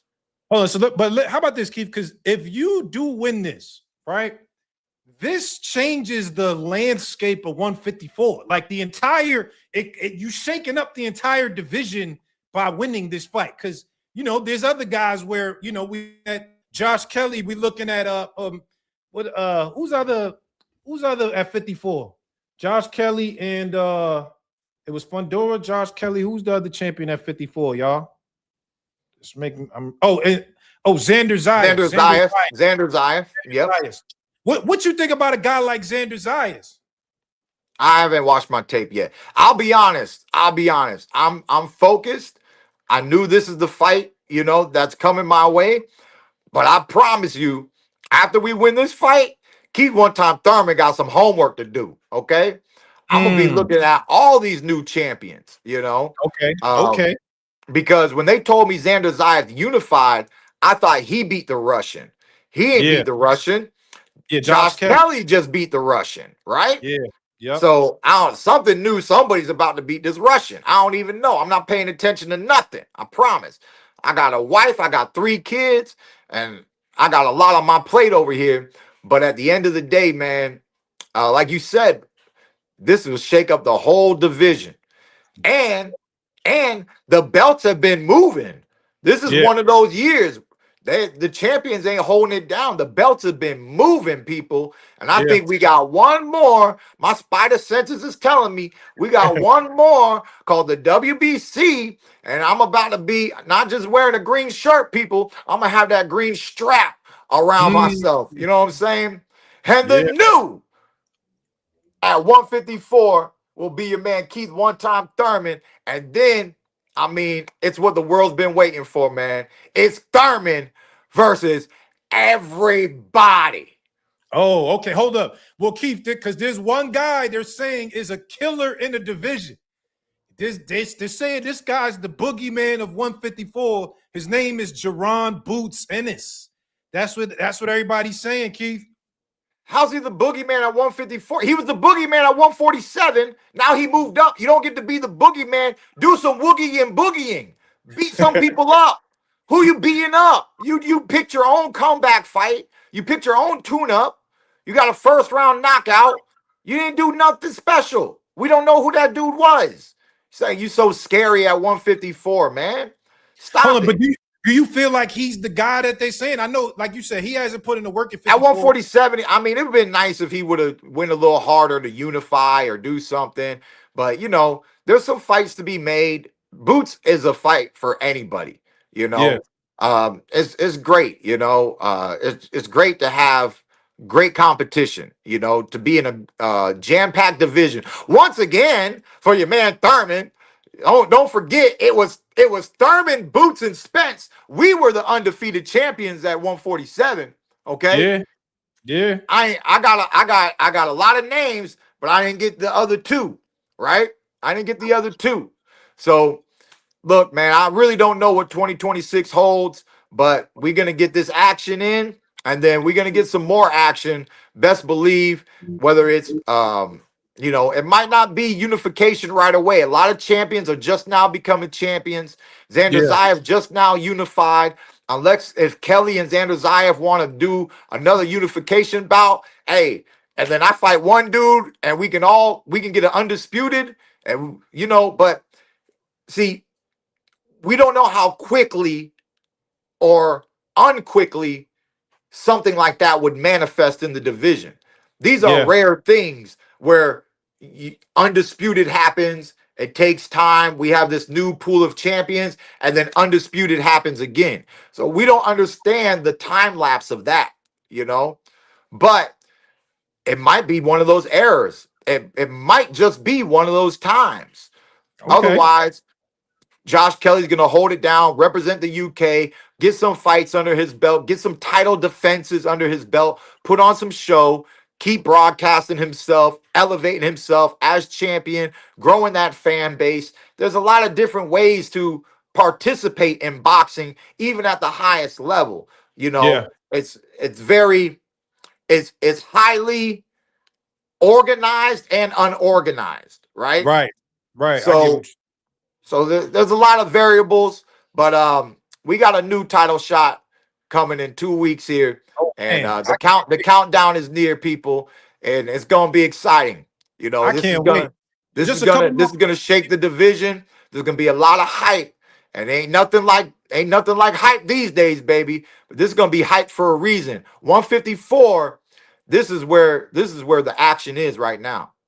You're right. Yo, just a couple more questions because we definitely looking forward to you and Errol Spence. That was one that I feel like we never got, and it seemed like I feel like he's holding a grudge against you because of it, right? I feel like I've heard him say that where, you know, at the time when he was the young guy coming in, he was trying to fight you, and for whatever reason, the fight never happened. So now he was kind of like, you know, I ain't gonna fight Keith no more because he didn't give me a shot. What do you think about that whole situation? Like, you know, at the time versus now, like you and Spence. I really don't understand, you know, what this kid is emotionally going through. I just don't, you know. He has a right to have feelings. He has a right. But at the end of the day, let's be honest, you know, let's tell the truth for once. The truth, Spence, you know. And the truth is, the day I met that boy in the back of the MGM Grand, I told him to his face, I look forward to fighting you one day. Right? I told him to his face, I look forward to fighting you one day. Right? I don't have to say nothing like that. I don't even have to acknowledge him if I didn't want to backstage. But I took a pivot. I saw who was sitting there. I took 15 seconds out of my time to shake his hand and said, there'll be a day. And when that day comes, I look forward to it. Right? Now, let's go to when he called out Keith Thurman. When he called out Keith Thurman, he was working with Floyd. Where was Keith Thurman ranked? Where was Errol Spence ranked? Oh, Thurman was right under Floyd Mayweather. Yeah. Spence was just hitting the scene, and somebody named Floyd got in his ear and said, when you win your next fight, you should call out Keith Thurman. Get the heat off of me. And y'all the young guys, y'all need to fight each other. There's nothing wrong with it. There's nothing wrong with it. But I knew who Errol Spence was. He was like our Olympic fighter or something from like the generation after me, like 2012 or something. Yeah. He was an Olympian, right? Yeah. So if you the truth, I'm gonna see you win a world title. And we did. We did. He went to the UK, he fought Kell Brook, and he brought that belt home, representing the red, white, and blue. I salute you. I was proud of you, and I was cheering for you. So why you think it didn't happen after that? Why you think it didn't happen after that? Well, 2019, I had a comeback fight, and then I had the Pacquiao fight, Pacquiao. right? Yeah. And so this is what people don't understand. This is what people don't understand. Keith Thurman, you just got to pay attention to what's called a timeline in boxing. Keith Thurman fought Manny Pacquiao. Keith Thurman lost. Manny Pacquiao's champion. Manny Pacquiao's fights Errol Spence. Oh, wait. So if that happened, if Keith Thurman won, who would Keith Thurman be fighting next? But wait, that's not how the story goes. So the story goes, Spence goes to fight Pacquiao. Spence has a retina problem. He drops out. A brother named Udenis Ugas steps in. Ugas beats Pacquiao. Pacquiao's not champion. Ugas is champion. Errol Spence goes and ends up fighting Ugas. You think you were supposed to fight? You guys think you were supposed to watch Errol Spence fight Ugas and not Errol Spence fight Keith Thurman? Stop playing. Stop playing. But Errol Spence, he's not fighting Keith Thurman. He's not fighting Manny Pacquiao. He was fighting whoever had the belt because he wanted status. He was a belt collector, right? When he fought Bud Crawford, he had more belts than Crawford, but Crawford won the fight, right? Yeah. Okay. Yeah. So it's a fight that should have happened, but once I lost championship status, I was no longer really on his radar until I got my contract to fight him. And he never signed his end of the contract because he thought, well, shoot, I'm either going to fight Thurman next or I'm going to fight Bud next. And whatever. I think I'll make the most money if I fight Bud. So he went off to go fight Bud. Right? Okay. Which did not keep, on a political note, that gave all the belts to Bud. Right? Yeah. Then he went and vacated them, So it just is what it is. And by the time I got back to do a big fight, they offered me to move up to 54 and fight Tim Tszyu, right? So that's what led me to coming into this division. And then I had my comeback fight last year in Australia in this division, which got me ranked, which got me able to fight for a world title in this division. And that's where we are now, man. For the history books, if Spence wins against Tim Tszyu, which we just don't know what this man has left, we don't know. And if he comes out looking good, and he can say what he wants to say, but if there's enough hype and if the contract's good enough, if he finally signs it, I don't have a problem making the fight. He's the one who has a problem making the fight. And that's that, man. Okay. 10X, salute. He says, win, lose, or draw. Can we get Keith versus Spence or Charlo on the May versus Pac undercard for a Legends Night of Boxing? Much love, Keith. Can't wait. Timber. Let's see. March, April, May. Nope. Yeah, too close. We already here in too close. Weeks. Yeah, too close. The May date is a little too close to get on that card, that undercard. But at the end of the day, those fights are doable, just not on that timeline. Okay, Keith, was Pacquiao your toughest fight? Was that the toughest fight? Obviously, that's the one fight you lost, but that doesn't necessarily mean that was your toughest fight. Was that the toughest fight of your career?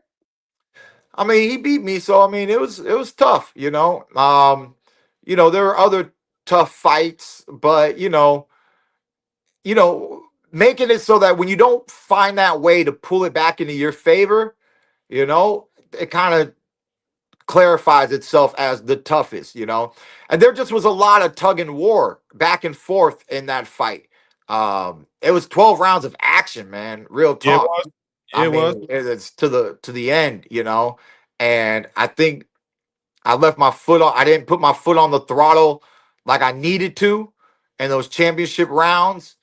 Uh, it was too close of a fight, and he had the extra point from the knockdown, and that's what settled the score, man. He literally, on the judges' scorecards, he literally won by the final judge giving him the fight by 1 point, a Yeah, point that doesn't exist without the knockdown. So that was the defining factor. There was a lot of he did a lot of Sugar Ray Leonard. He tried to Sugar Ray Leonard me in that fight. yeah, Which means that he was throwing yeah. spurts Like and speed. flurries at Yeah, the end of every 30 seconds of the end of every round to try to stealing convince around. the judges and steal the rounds and this and that. And he pulled out a lot of veteran moves, and he came in great shape, and it was a hell of a fight, and he was victorious, man. It was unfortunate because I believed in myself, and I still, when I look back at it, I know that on that day I could have won. It wasn't an unwinnable fight, even with the knockdown, because one of the judges had me winning. So all I had to do was convince one more judge, which means if Yeah, I just yeah, had to get 15 more shots in, boom, boom, boom, steal around, landed one or two more good blows, and it's just a close fight, man. You don't want to have close fights against legends like that. But it was a great night of boxing. I learned a lot. It was a dream come true as far as a packed MGM arena, all those Filipino fans. I never got to be in the ring with Floyd. I got to be in the ring with Pacquiao, and everything was a dream come true besides my hand being raised. But I mean, look, it's paid the way to be where I am right now. And this is a 7-year comeback. You know, Keith Thurman has an opportunity to have one of the greatest comeback stories yeah, of this generation. Nobody like Crawford doesn't have this type of story. Spence doesn't have this type of story. Just nobody. Canelo doesn't have this type of story. I mean, mm, and a lot of people don't want that type of inactivity, and I understand it. But like I said, man, what's about to happen? Keith One Time Thurman becomes the new champion. This is what they make movies about, people. yeah. It's crazy. On the couch, salute. Keith has faced adversity. Go get him, killer. Salute. On the couch, boxing. Angel, salute. He says, Keith, how do you feel about Zuffa boxing? Also, will we ever get a fight between you and Spence? He just answered the Spence question, Angel. I always felt like that would have been a great fight. How do you feel about Zuffa boxing, Keith? You know, there's not much to feel, man. We're the wild wild west of sports. You know what I mean? Where everybody come out to the west. Why did everybody go to the west back in the day? I guess they wanted, they was trying to, it was unoccupied territory. They was trying to find stuff over there. They was trying to get the gold, baby. Remember the Gold gold rush. mines, right? Yeah, And that's what made yeah, everybody travel to the west, right? There's always been money to be made in the sport of boxing, right? Dana White is not he knows about the fight industry, you know, and Zuffa is, they just trying to cash in, baby. Utilize the knowledge the Dana White knows, his promotional skills and different things, work with young fighters, and maybe, carve out one of the future superstars. And American boxing powers, the powers that used to be. When I was coming up, one of the biggest powers were Golden Boy Productions. Golden Boy, you Oh yeah, know, Golden Boy was the one. Golden Richard Boy, Schaefer, Oscar, Richard Schaefer. They was Oscar yeah, and Richard Schaefer. They were a powerhouse, top rank powerhouse, right? So some of these powerhouses are not as powerful as they once were, and I think Dana White sees an opportunity that the great white shark might be a great white shark, but it might be a little bit older now, might not have the gusto that it used to have, and he might be able to be a big player in the swimming pool of elite boxing in America. And when something's new like this, it kind of reminded me of like when Jay-Z was trying to get into boxing, Oh yeah. uh, Yep. and things like that. Rock Nation, Yep. you know. And I remember what people were asking me back in those days. And I'm not the guy to give opinions. Let's sit back and watch. If you a fight fan, you like the shows that they're putting on, then just be entertained, people. Just enjoy the show, enjoy the content, and let's see what they do. It takes time to really, it's going to take time for Zuffa to take off, and it's going to take more time for Zuffa to take over. A takeover is not going to happen just, in one little year, but they got the blueprint. I think they got Paramount Yeah. under Paramount. them. Yep. You know, Yep. we over here, we got Amazon Prime, we got Paramount. This is a new generation, people. We don't have HBO, we don't have Showtime. You have different things like all these subscriptions based things like the Netflixes and Paramount and Amazon Prime and Disney Plus, and Yeah. we're just in All that. we're just in a new time. So we got to just see what happens in this time, in this generation, and let those promoters do what they do. Let's see what kind of fights they can put together for the fans. And I just sit back and watch, because at the end of the day, I'm only watching 3 fights a year, so I don't pay attention to most of Yeah. mine. All right. Jordan says, can Keith's body hold up though? Let's go.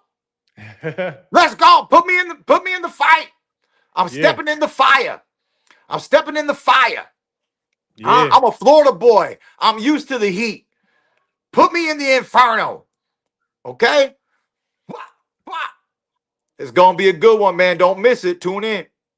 All right, Keith, you have time to take like 3 fan questions? Is that cool? Or you Yeah, gotta let's go? do that and cut it. All right, I got you. Yo, listen, I'm gonna drop the link, 3 fan questions, and then we out, man. That's all we got. He got to get up out of here. I appreciate Keith, man, popping in on this good Sunday, man. To come show us some love. Link is now in the chat. I give 3 people the chance to come up and talk to him, ask your question. Don't make it too long. Y'all know the rules. Y'all know the rules. You showing love, we appreciate that. If you're a hater, I tolerate that. If you disrespect my guests, you're getting kicked off. You know the rules. No disrespect in my house. Cameras on. Y'all want to ask questions? Everybody say I want to ask questions. Link is now in the chat.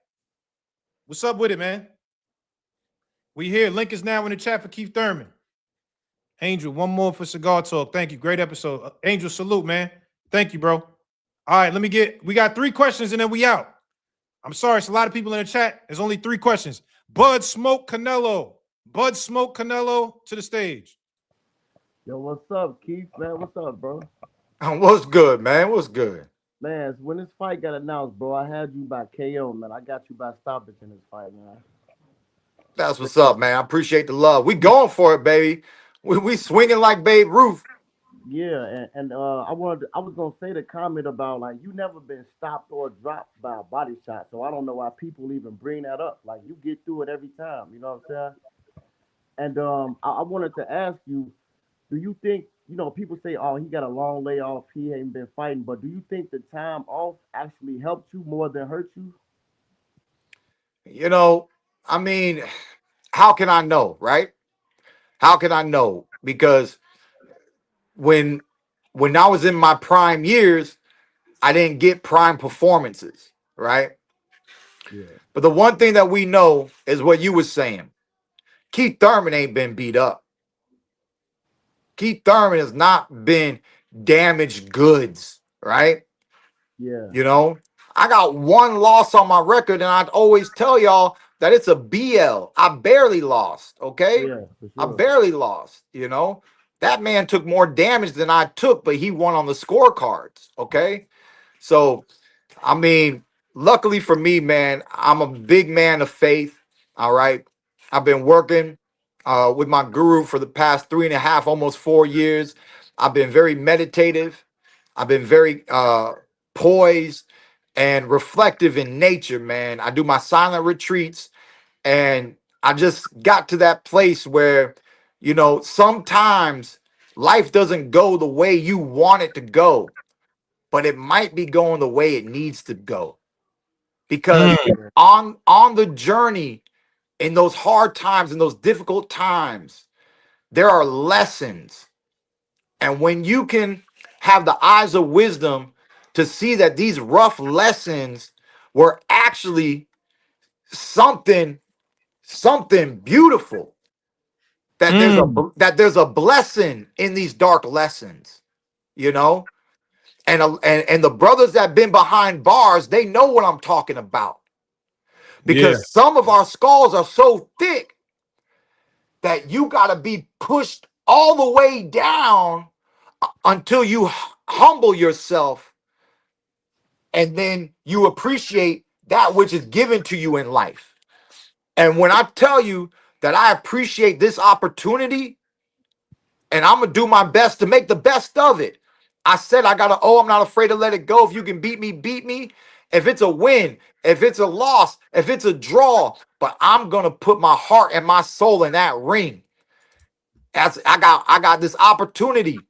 It's always one time. They say one time I got this redemption. I can re-solidify the name that is Keith One Time Thurman right Yeah. here, right now. The past doesn't really matter, but the past has helped me be who I am. And I'm going to show every ounce of what Keith Thurman has learned and what Keith Thurman does on fight night. All For right, Keith. sure, Yo, bud, man. thank you, man. Yeah, Next good caller, luck bro. with your fight, Appreciate bro. it. And when you win, I want to see you fight Boots next, man. Send the contract. All All right, right, peace, bud. All bro. right. Thanks, Nas. Yo, Keith, are you Buddhist, brother? I'm a theologian, man. Buddhist, Hindu, Christian. I just love Okay. knowledge. When they say Yeah. knowledge is power, you know. Yeah. And as a fighter, I love technique. So the technique of fasting, the techniques of prayer, the techniques of meditation, yoga, they all have their place in history, and they all can help us develop. I love that. We are Okay. more than flesh and blood beings, but not everybody gets to see that in a lifetime. But I'm Yeah. a firm Okay. believer we are more than flesh and blood beings. All right, two more and we out of here. DV Use. We got to make it quick. DV Use to the stage. What's popping? Hey, what's going on? You hear me, guys? Yes, Yo, sir. loud and clear. Salute, Thurman. Salute again, Naj. Quick one. What weakness do you see in Fandora that you think you're gonna expose come fight night? Because I see he has that tendency to duck down a lot as a taller fighter, and that's something I've never seen a lot of taller fighters do. Like Paul Williams and stuff like that. They didn't really duck down, and that's how he got caught in that fight. He did get knocked down. And do you plan to use that towards your advantage in a way? Yeah, I mean the weakness is he's just he's just a little awkward, right? He gets a little goofy, right?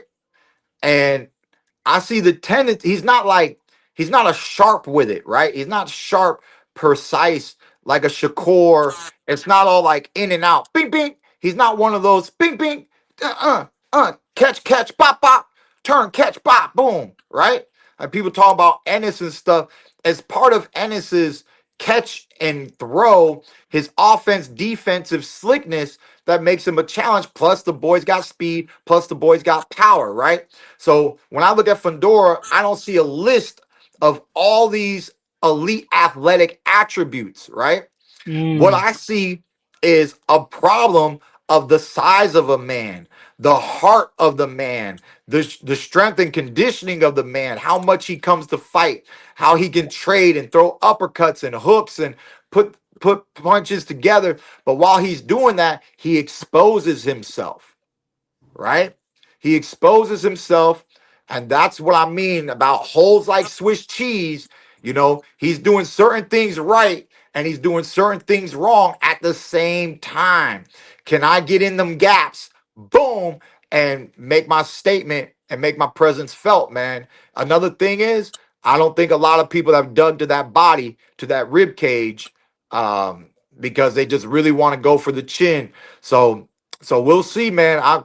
I see what I see, and we're gonna have to see what comes on fight night.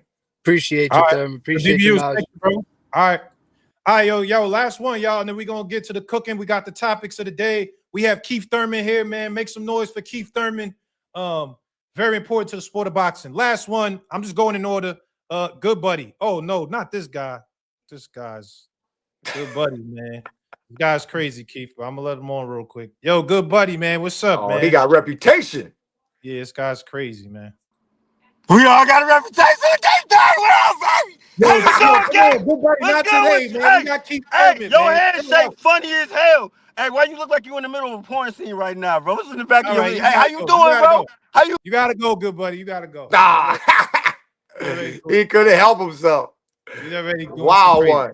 Wow, I told him not to disrespect. He's doing too much. So, Bring- Keith, thank you, man. I appreciate your time. Bring brother. somebody else on. We can't end on that, man. Bring somebody all right, else bring on. somebody Bring else. on the All right. next one, man. A couple people just dropped off. All right, last one, man. I'm giving y'all last one. I said last one, so they dropped off. I just dropped the link. One more. Yo, good buddy, I gave you a chance. You're bugging. You talk about porn stars and all of it. Like, bro, what's up with you, man? It's over. Yo, last one, man. I'm giving the last one. All right, here he is. First one, Darrell Thomas. Darrell, what's popping? What's up? What's up? Y'all can hear me? Yes, Yo, sir. loud and clear. What's Keith going on, Thurman's Keith? here. What's going on, Keith? Hey, what's going on? I see you. I heard you talking a lot about your journey from the post meet up with Spence, then the Pacquiao, the Ugas, all this stuff. Yeah. Considering that you have such a unique journey, like you just mentioned about 10, 15 minutes ago, where do you, not saying you're looking past this fight, but where do you see yourself ending your career ending? As far as, I'm sure you obviously believe you're gonna win. Do you see you going after unification after this, or is it kind of getting a big money fight with Spence and selling to the sunset? How do you see your career kind of tailing off on this second half of your career, post this Fondora fight? Yeah, it's gonna be interesting, man. You know, I mean, really, we just trying to be back in the championship status, right? And just bring that elite, world class, you know, the stuff that one time was doing at 147. I just think I have an opportunity to do it here at 54, you know, and I've been slightly meditating on it, like you said, not trying to look past this, you know, but being optimistic in nature and believing in myself. And you know what does the future hold, you know? I never imagined myself fully being here, you know, because I was so young doing my thing at 147, and I knew that was my division. I knew the time would come if I stuck around long enough, just like all the greats, Sugar Ray Leonard and, you know, Roberto Duran's, and everybody at a certain stage, they start to move up in divisions and they start to Yeah. dabble outside of their original weight classes.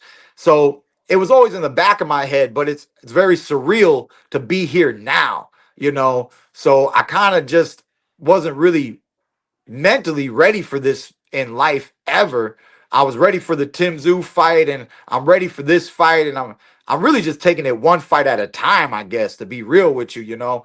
Yeah. And just making sure that my body holds up, because you know I have had 3 surgeries in the game, but I'm feeling strong, and I think we can end this career strong. But mentally, I'm starting to see the future of a unification at 154, which is just big. It'll be another honor. It'll be another blessing. It'll be added to my legacy. And the most optimistic thing is that what if the greatness of Keith One Time Thurman is not over? What if the Yeah. greatness of Keith One Time Thurman is not at 147, but at 154? And I just love the fact that this conversation is even on the table right now, you know. But obviously, I have a tall task in front of me. I got to take Literally. care of this man, and after we take care of this man, then we can look at many men, you know. Yeah. But I got to take care of this one, and that's going to show the world that Keith Thurman means business. Keith Thurman is back and on the attack at 154. All right. Yo, Darryl, thank you, man. All right, for sure. Y'all take it easy. All right, later. Yo, Keith, man, I really appreciate your time, brother. Thank you very much for coming and chop it up with us. And we'll definitely all be watching. And good luck, man. Like I said, you have the potential to shake up the division in boxing. And we're looking forward to seeing how the 28th goes, brother. Thank you, man. I'm glad to hear everyone's excited, man. Thank you for the love and support.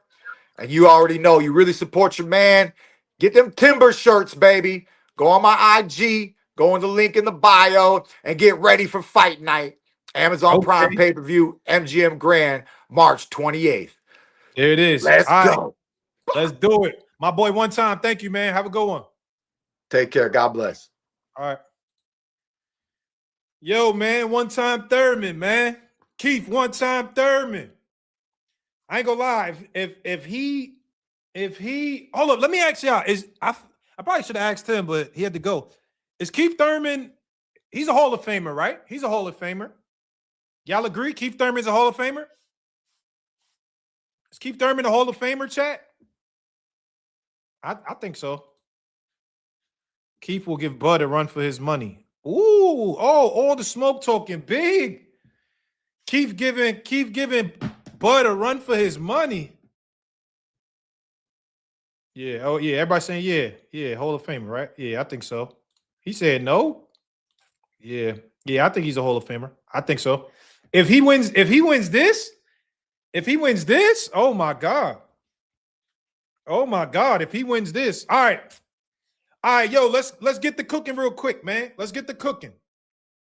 I want to hear opinions. Let's talk.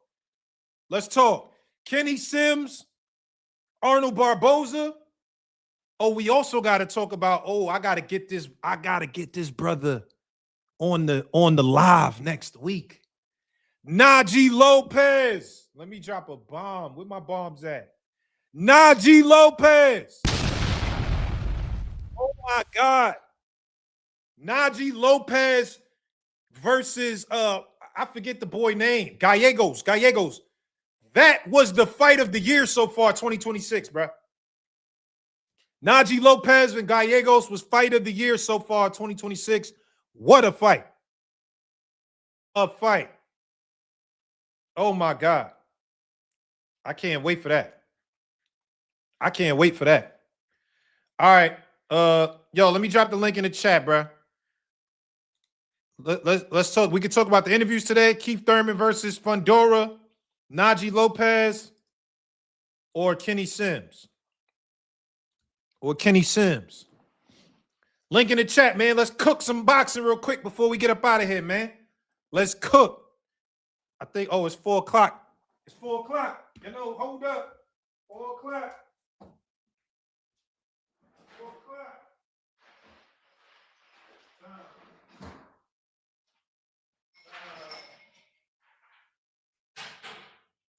Let's go.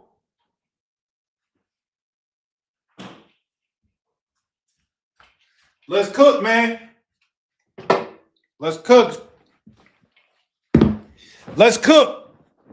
Najee Lopez. Gallegos. Fight of the goddamn year so far. Man. Yeah, y'all killing Kenny Sims, man. Y'all killing Kenny Sims. Boys is killing Kenny. Who killed Kenny? You bastards. Oh my God, they killed Kenny. All right, pull up. I ain't got no Shmulio today. I'm gonna get a little, you know what I'm saying? A little Sunday drink. Usually Shmulio, but it's the Casamigos today because I ain't got no Shmulio. Casamigos today. We on the Shmigos today. He had to go get the Shmulio. I'm out of Shmulio, B. I gotta go get some more Shmuli. We on the casa. I'm in mi casa sipping casa. All right. Link is now in the chat. Come talk to me, man. Let's talk. Kenny Sims, Najee Lopez, Keith Thurman versus. All right. Link is now in the chat, y'all. I know Shmulio got to give me a sponsorship, boy. I ain't gonna lie. Who down Shmulio? We need a sponsorship, man. Link is in the chat, y'all. Come pull up. Let's talk. Let me get B the sly one. My dog, my London brethren. Yo, what you saying, Nudge? B the sly one. Yo, I got the chance to meet my boy B the sly one recently. Yo, what fight was we at? We just met not that long ago. What fight was that? Shakur and Tio, isn't it? Oh yeah, that was Shakur Tio. Yeah, that was Shakur Tio, man. And obviously that dispels all the nonsense from the chat of all these people saying I'm on the run, all this other nonsense. They can stop talking that nonsense now. Yeah, they be trying to say you on the run and you ducking. I met you in person live at the fight, man. You out here, man. No, trust me, man. Listen, whenever the big fights are on or something, I'm always gonna pull up for it, isn't it? Like if there's a big fight, then like I'm daring them. If it's any of these other smaller ones and stuff, like it's kind of long by now. And I ain't gonna lie to you, when I even got there, bro, the way that jet lag hit me was crazy. Like that was one of the reasons why I was like up and about. I'm thinking to myself, like, rah, I'm falling asleep and the main event didn't even start. Like I need to walk around a bit. You're feeling that time difference. I feel you, trust bro. me. All right, so yo, Sly One, let's talk, man. We got a couple topics for the day. Let's start with Najee Lopez. Did you see that fight on Pro Box this Friday? I saw the highlights and it did look pretty good. One thing I've noticed about this Najee Lopez, I've watched him fight a few times, but I feel like I like that he's a very, very attacking and he comes forward. But I feel like one of the issues I feel with him is that he makes some defensive mistakes, and there's a reason why he's been dropped. I think like a couple of times now. I think it is, and I feel like I feel like he needs to just keep fighting these type of performances. These opponents will just keep leveling them up slowly, because I don't feel like they should put him in for anything big. Like even matching him against someone like a Ben Whitaker, I don't think would be a good idea right now. Yo, you should watch that fight. It was great. Yo, listen, this was one of the best fights I've seen in a long time. Super competitive. Najee got dropped before he actually stopped the dude Gallegos. It was like that fight was a war. That was a real war, bro. No, one thing I do respect about him is he's fighting hard, because whenever he gets dropped, he comes back for a vengeance, and that's something you gotta respect and stuff. Because it's like when not exactly similar, but it's like we've seen like when like Inoue gets dropped, he gets up and he's just like, right, now I'm really gonna take it there. So yeah, now you're right about that. All right, well, let's get to the other fight.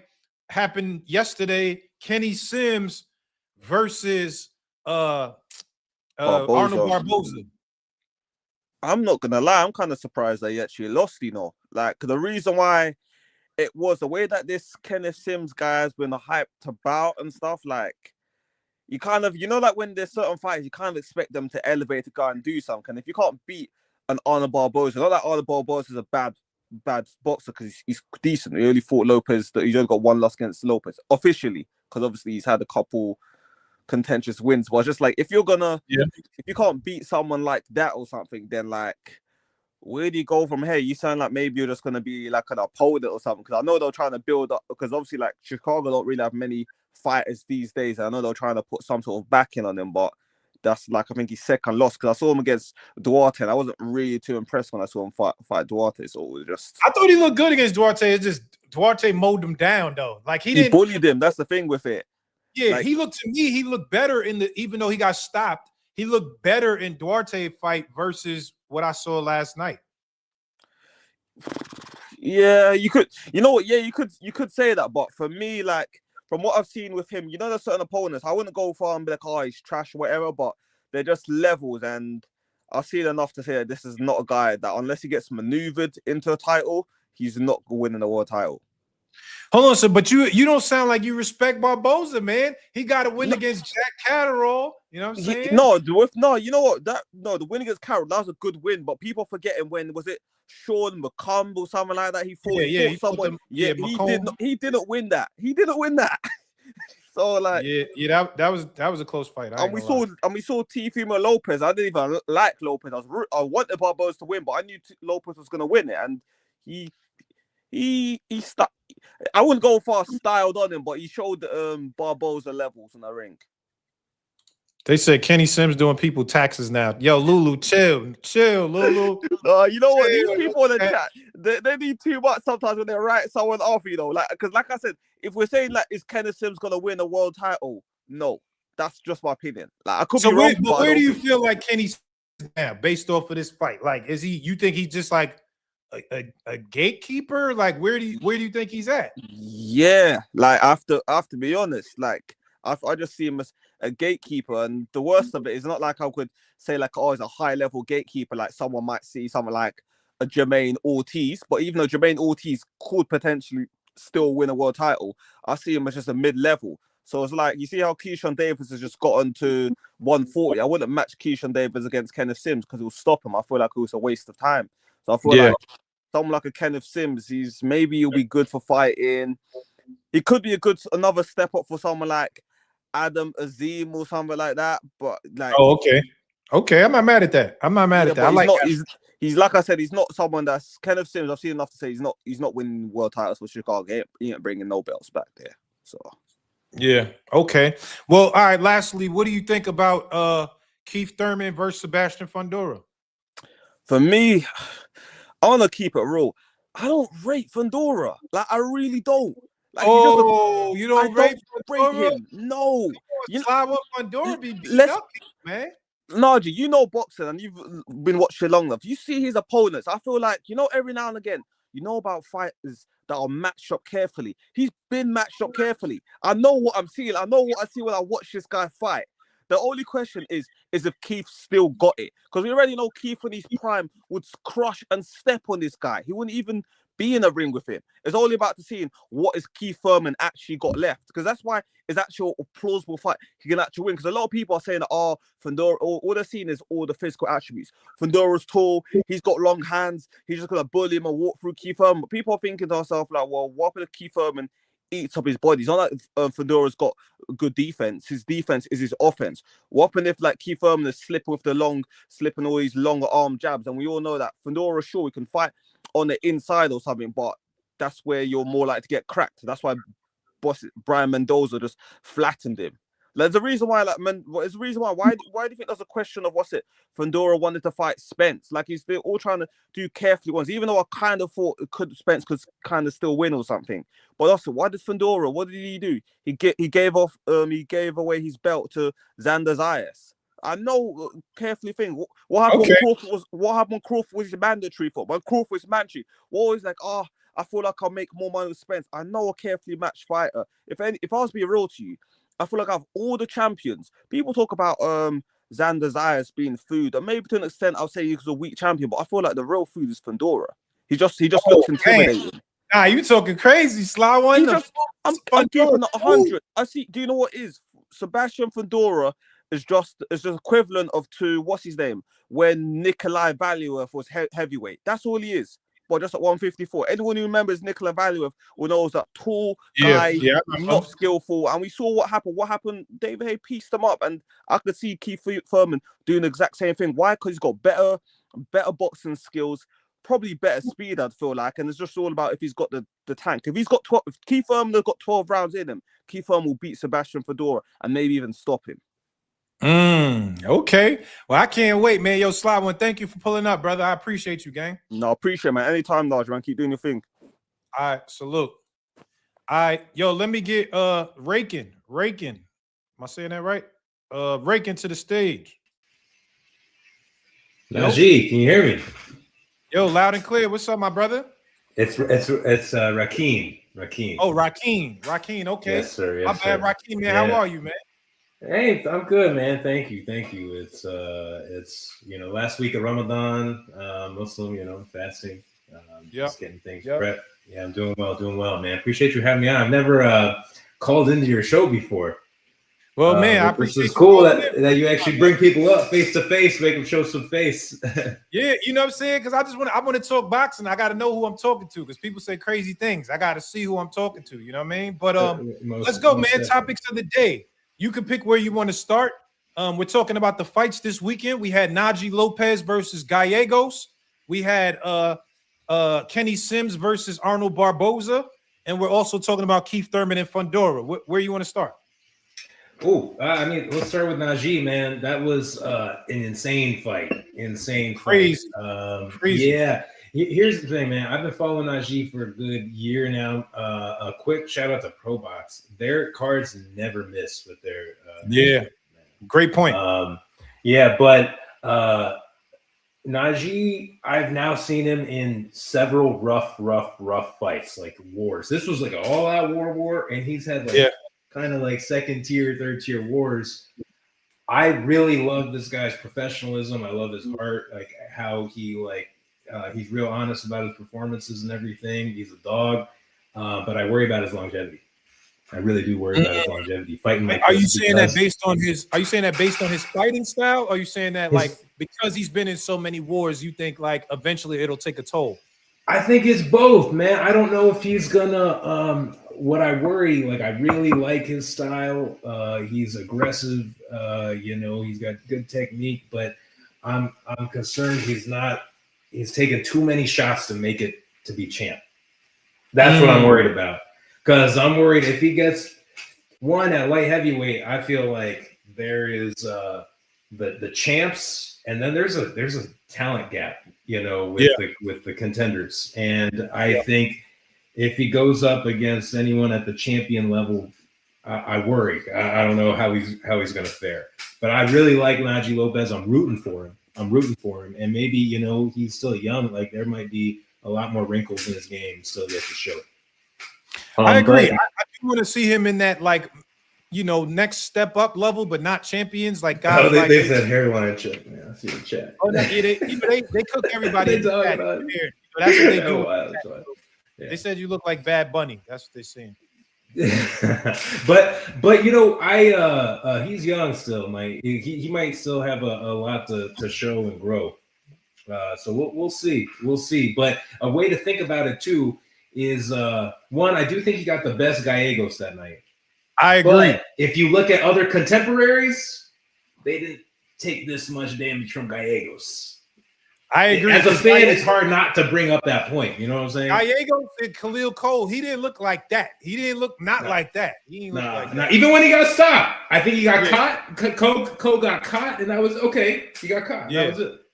Yeah. But like this was like a serious, rough like war. You know, like it was lasting damage was taken. You know what I'm saying? No, I agree. But, okay, but tell me. I'm rooting for him. Talk to me about the fight yesterday, man. We had Kenny Sims and Arnold Barboza. How did you feel about that one? Barboza impressed me. I initially thought this was a dead even fight.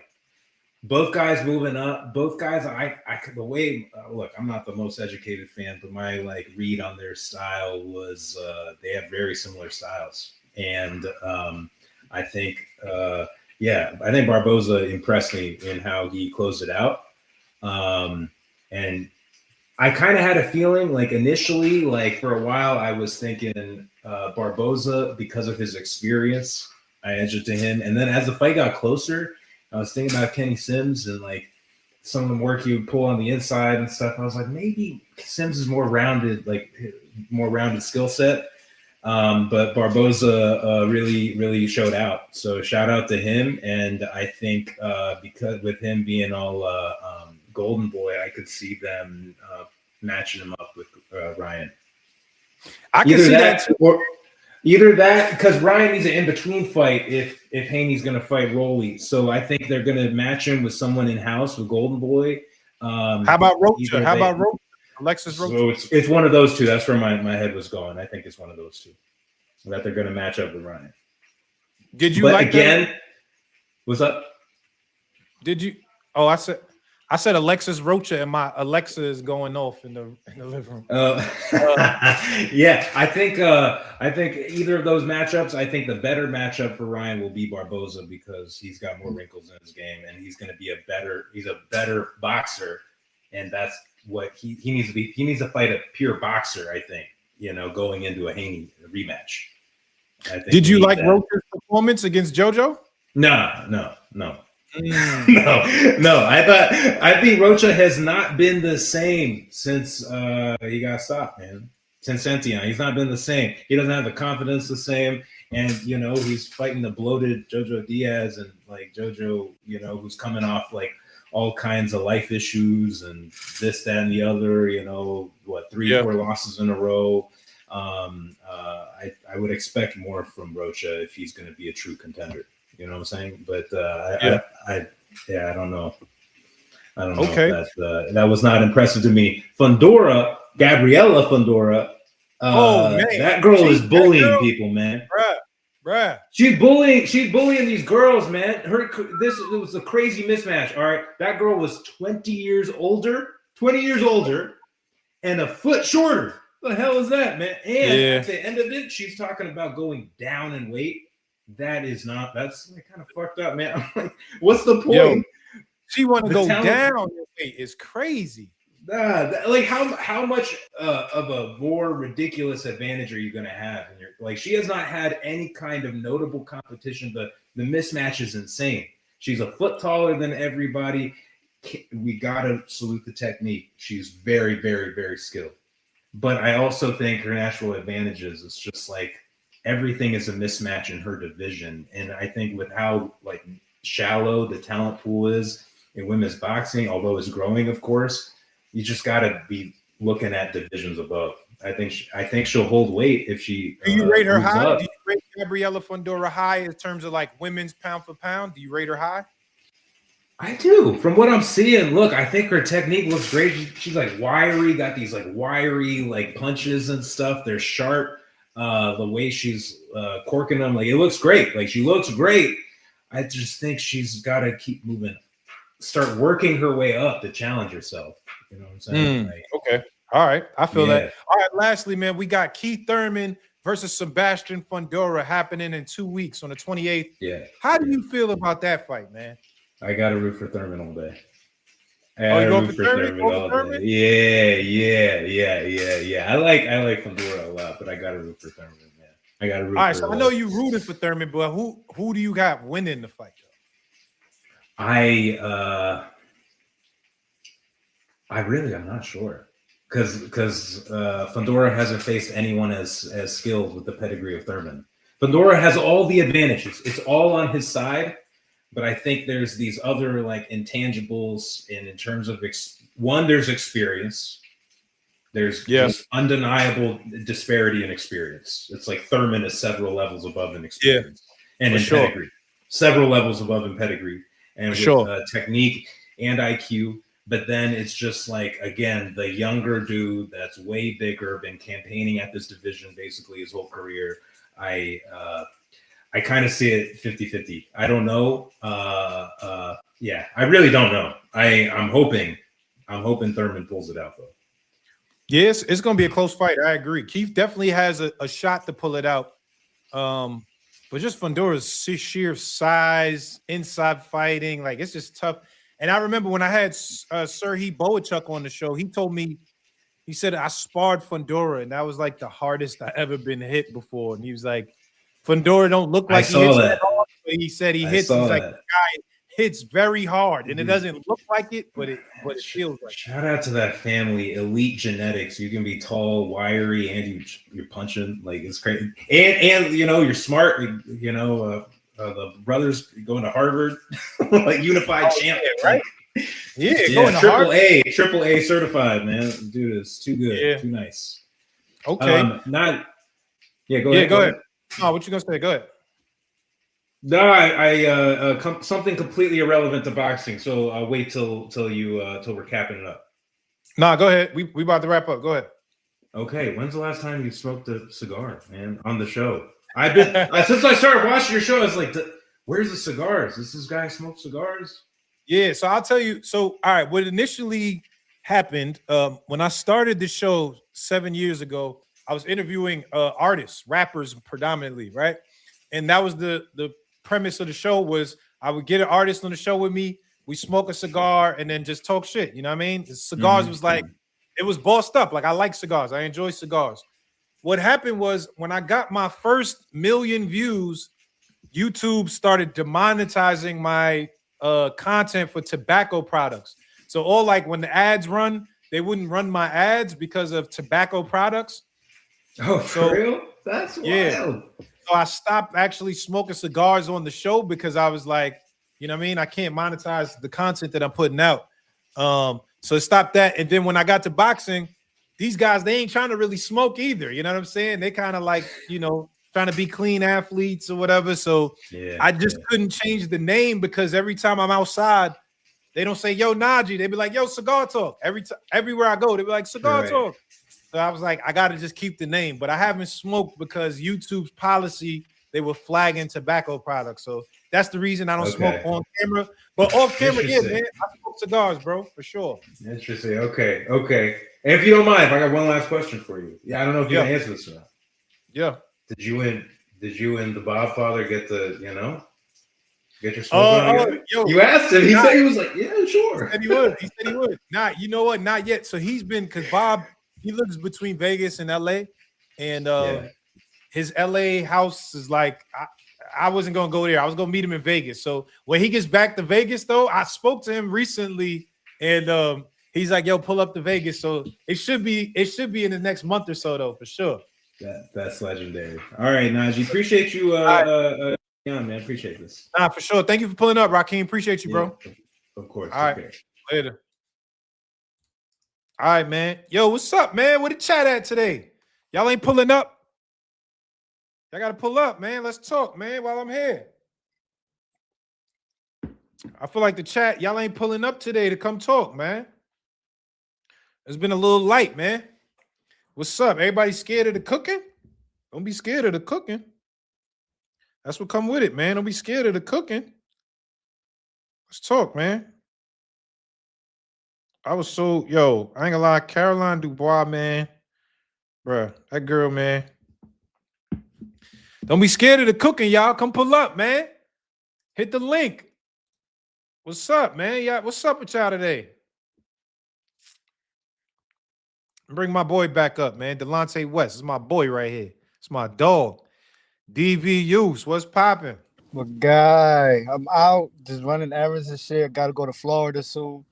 Oh, okay, you going to Florida? Be nice and warm yeah, out moving there. back out there. Got my daughter out there, so. Oh, okay. I'm hoping to link up with you in one of those fights, man. Soon, probably pass by when you got a commentating gig. I mean, yeah, let me know, man. Next, yo, I'm commentating. You ain't gonna come to this one because it's in Puerto Rico, but I'm on the fight next week in Puerto Rico, man. Say what's up. Next week, next Thursday on DAZN, man. Commentary on DAZN. Make sure y'all check that out.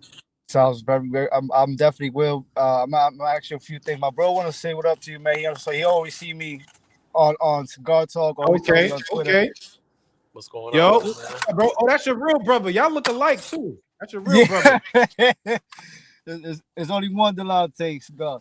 Najee, that fight with Najee, he went to war, man. Like I felt like when he got knocked down, my heart dropped because I was like, there goes like a perfectly young fighter, and they're about to rip him to shreds and Twitter and all of that. I'm like, he got to do something. And when the way he came back, put him even more in that spectrum for me. Like I was like, crazy. Yeah, he got that heart, he got that dog in him to keep fighting. Now it's just he keeps his head too much on the line. Like he's a little too stiff. I feel in the upper body. He stays right there. Now that dude. That dude before me, Chris Angels. That was like Fernando Vargas' long lost son right there, man. I thought Rakeem, man. Salute my boy. I'll be seeing him. I mean in the comments. But yeah, Najee, man.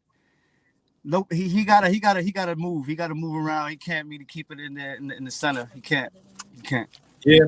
Do you think he's ready for a title shot at this point? No. Or you think he needs more? He need a couple more.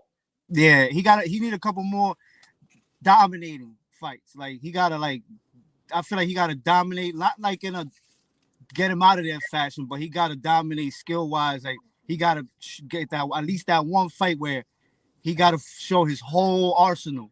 Like he gotta batter the guy, but don't get him out of there yet. Type of fight. Yeah. And then I feel like Caroline, her AB, I think she got exposed. Like AB she move around too much and she can't punch while she moving. Like Caroline come in with the pressure. AB's not gonna know what to do with that. Yeah, she a different level of pressure because it's educated pressure. She come in moving forward, but it ain't just like reckless pressure. She's not trying to get you to open up in a wild way. Yeah. You know, she's trying to get you to open up. Because she knows she wants you to the left, she's going to get you opened up to the left and land that. You know what I mean? And then I don't think Bumgarner's ready for that. I don't think she's like experienced that. Yeah, I don't think so either. What'd you think about Kenny Sims, bro? Everybody talking about Kenny Sims Barboza, man. I mean, you saw what I said warehouse Warehouse Sims. He gotta get the not application. Warehouse Sims, Latte, not Warehouse Sims. Warehouse Sims. He gotta get that. Shout out to Lulu. Lulu been cooking Sims all day. Yeah, Lulu been cooking. But I feel like he got like maybe 2 more fights to show that he belongs in the top tier group and stay there. Like even if he's at the bottom of that group, but if he got 2 fights left to prove, and if they do give him a mid-level name where he could prove himself, he got to take advantage of that. If not, go get that application, my guy. Damn, CDL time? CDL. No, not even on the road. Put him in the warehouse. Damn. I appreciate you, Naj. You got to keep doing what you're doing for the people, man. I appreciate you, gang. Yo, I'm going to come back every Sunday, man. We back on every Sunday, 2 p.m. I'm here. I'm waiting. I appreciate you, bro. Yo, be safe, man. Drive it. All right. You too. Yo, tell your brother. You too in the house. You too with the smoothie. Be safe. Yeah, right? Tell your brother I said what up, too. I will do. All right, later. All right, let me keep it boxing. What's popping? Yo, what's up, brother? I just wanted to get your word on, what you think of this Thurman, because I'm just logging in. What you think of this Thurman and my man, I can't remember my man's name right now. Sebastian Fundora. Yeah, Thurman and Fundora. Man, that's a good ass fight, bro. I ain't gonna lie, it's closer than I think people giving it, because I see a lot of people saying Fundora just gonna beat the shit out of Keith, but I don't know if I think that. To be honest, I feel like the way things are, I mean, Keith has real boxing skills. I think he has a really good IQ, and I've seen Fundora get touched a bunch of times. But on the other side, Fundora hits hard, bro. He hits hard. He do. He got that sneaky power. Because he's so long and lanky, he don't look like he got that much power on his shots. But he be putting guys out. And he can fight on the inside. So it's like, because we've seen him recently. He's fought on the outside, right? Like he's utilized the jab. He's kept his distance. Before he used to only fight smaller, but now that used to frustrate me so much. Yeah, over the last couple fights, I've seen him fight taller. He could fight inside, so it's not like you could just hide inside. I don't know. That's a close fight, bro. How you see it? I want Thurman to pull it out. I want Thurman to pull it out because I don't know if he still got his legs. If he can still be agile and move, I think he got it. Because like you said, Fundora, he get hit a lot. Yeah, he do. He get hit a lot, but I think Thurman can pull it out. Nah, that's a good fight. If he do, that shakes up the division. I'll tell you that. Not yet, because then where does Thurman go from there? Is he going to carry and try to make a run, or he's just going to be a title holder? That's a fact. Yo, tell me about Kenny Sims, man. We talking about Kenny Sims and Arnold Barboza too. Man, look, I do the same. I'm on my Albright. I'm on my not here Albright right now because I'm at my job. I was here last night. I didn't even get to see the fight. Okay. Yeah, I work overnight here. You got a school? Look like a school or something. I'm a CNA. I'm going back to school. Hopefully. Oh, that's what's up, man. Yo, salute to you working, man. Getting that paper, bro. Already. I appreciate you bringing. I didn't even know you was going to bring me on. I just happened to click the link. I'm like, damn, he put me on this down real quick. Nah, for sure, man. I got to come show love, man. Keep it boxing. I appreciate you pulling up, gang. Yeah, appreciate you, bro. Take it easy. All right, later. Oh, hold on. I got to bring my guy up here, though. This is my boy right here. I ain't going to lie. This guy right here, man, Phoenix's own, man. He got one of the best lives in the game, too. I'll be tuning into his lives. Make sure you check him out, man. I really love this guy and what he brings to the sport of boxing. This my man, Two-Tone, the superstar in the building. What up? What up? We investigating early. We investigated early. Yo, Tone, I ain't gonna lie, bro. I gotta really salute you, brother, because like what you doing and what you bringing to the game is valuable, man. And I really love how you giving it up. I love how authentic you are. You really yourself, man. So I want to give you your flowers, man, because you're doing a lot of dope shit, bro. Appreciate you, bro. You too, man. You commentating that, bro. When I was like, this man Najee up there sounded like Jim Lampley on these niggas, man. The hood. You know, I gotta switch it up. But Tone, I'm glad you pulled up because I had, it's certain people that we as media, you know what I'm saying? Like there's certain people you're gonna promote because you see something in them that you believe in and you want to showcase that to your audience. You've been showcasing Alicia Baumgardner, and I'm here to tell you, Tone, she gonna get her ass whooped by Caroline Dubois. Wow. For real? Yo, Tone, she was here today popping it. She was popping it, Tone. I saw that she was on here popping it. Salute to Caroline. People think I hate Caroline. Salute to her. But respectfully, I don't think she on Baumgartner's level. Why do you say that, Tone? Why? How?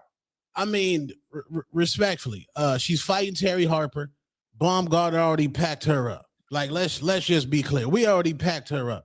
Baumgartner has a pound for pound win right now. Michaela Mayer is a pound. She's number 3 on ESPN. I believe she's very high in the ring as well. Baumgartner packed her up. Baumgartner should be higher on both those lists. I wouldn't say pack up, Tone. I don't know if that was a pack up. She won though. I don't know if it was a pack up, but yeah, go ahead.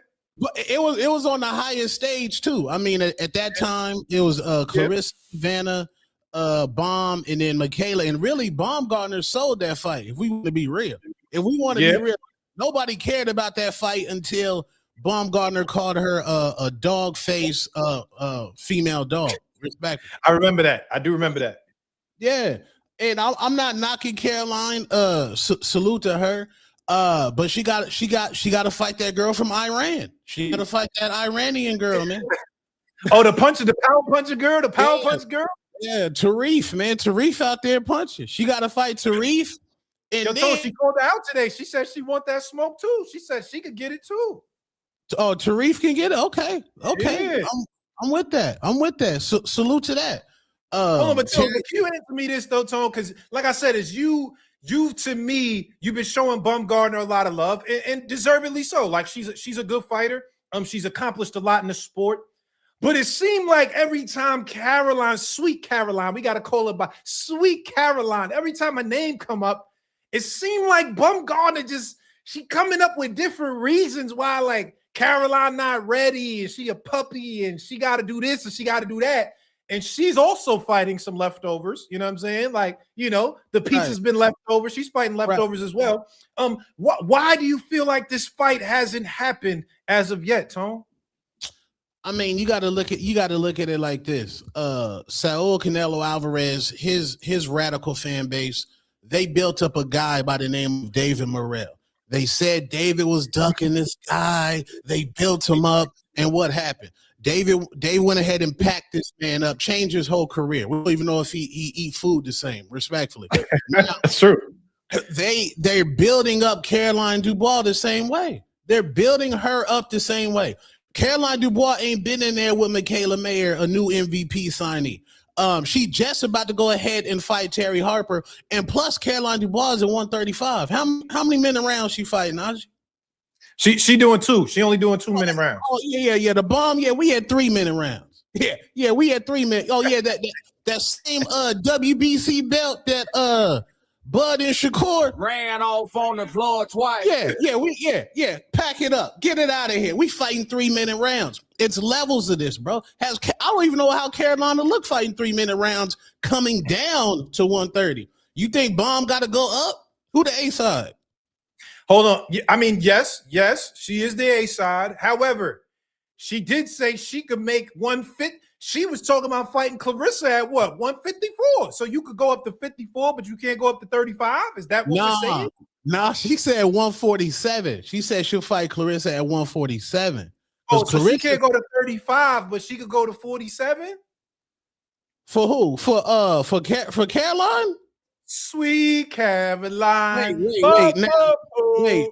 Now the biggest fight in women boxing history would be Clarissa versus Alicia the Bomb Gardner. Like in the history of life, outside of Layla Ali fighting Clarissa, Bomb and Clarissa. So of course, the Bomb won't go up to 147 to fight somebody that's a self-proclaimed GOAT. You know what I'm saying? Of course. But Caroline, what have you done? What have you done for me to go up to 145? She's a world champion. She about to be unified after we pack up Terry Harper. Hold up, but here's my other thing.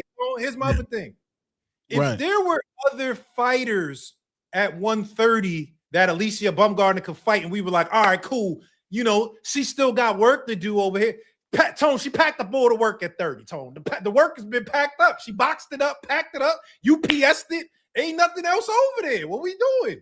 But we got the money fight, Najee. The money fight. The Who's money the money fight. at 30? We need that Amanda Serrano. We need that Okay. Serrano. Respectfully. Yeah, that's our De La Hoya fight. That's our, Tank when he fought Ryan. The crossroad, the Shakur Tio. We got to get that Serrano smoke, man.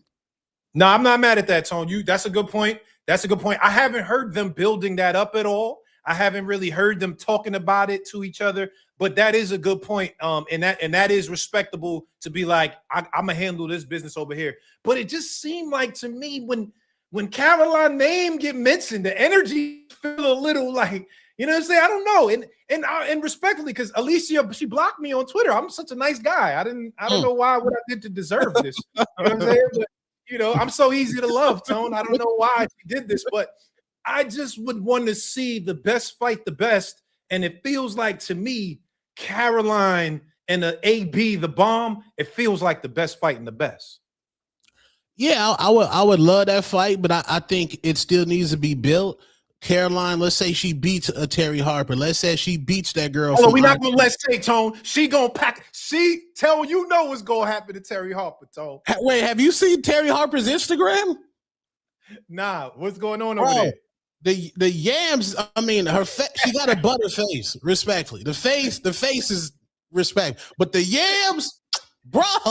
I don't know. I'm picking yams every time now. Yo, so you a funny guy, bro. I ain't gonna lie. Also, the narrative. There was a narrative. You said this earlier too. You said after she popped for the PEDs. But remember, the WBC cleared her. She was never suspended. The Michigan board never suspended her. Oh, did they clear her? Did they clear her? Yeah, they cleared her. I want to be totally honest when I say this. When I'm talking about the PEDs, I got to talk about it just from a factual standpoint. I'm not trying to demean her or, you know what I'm saying?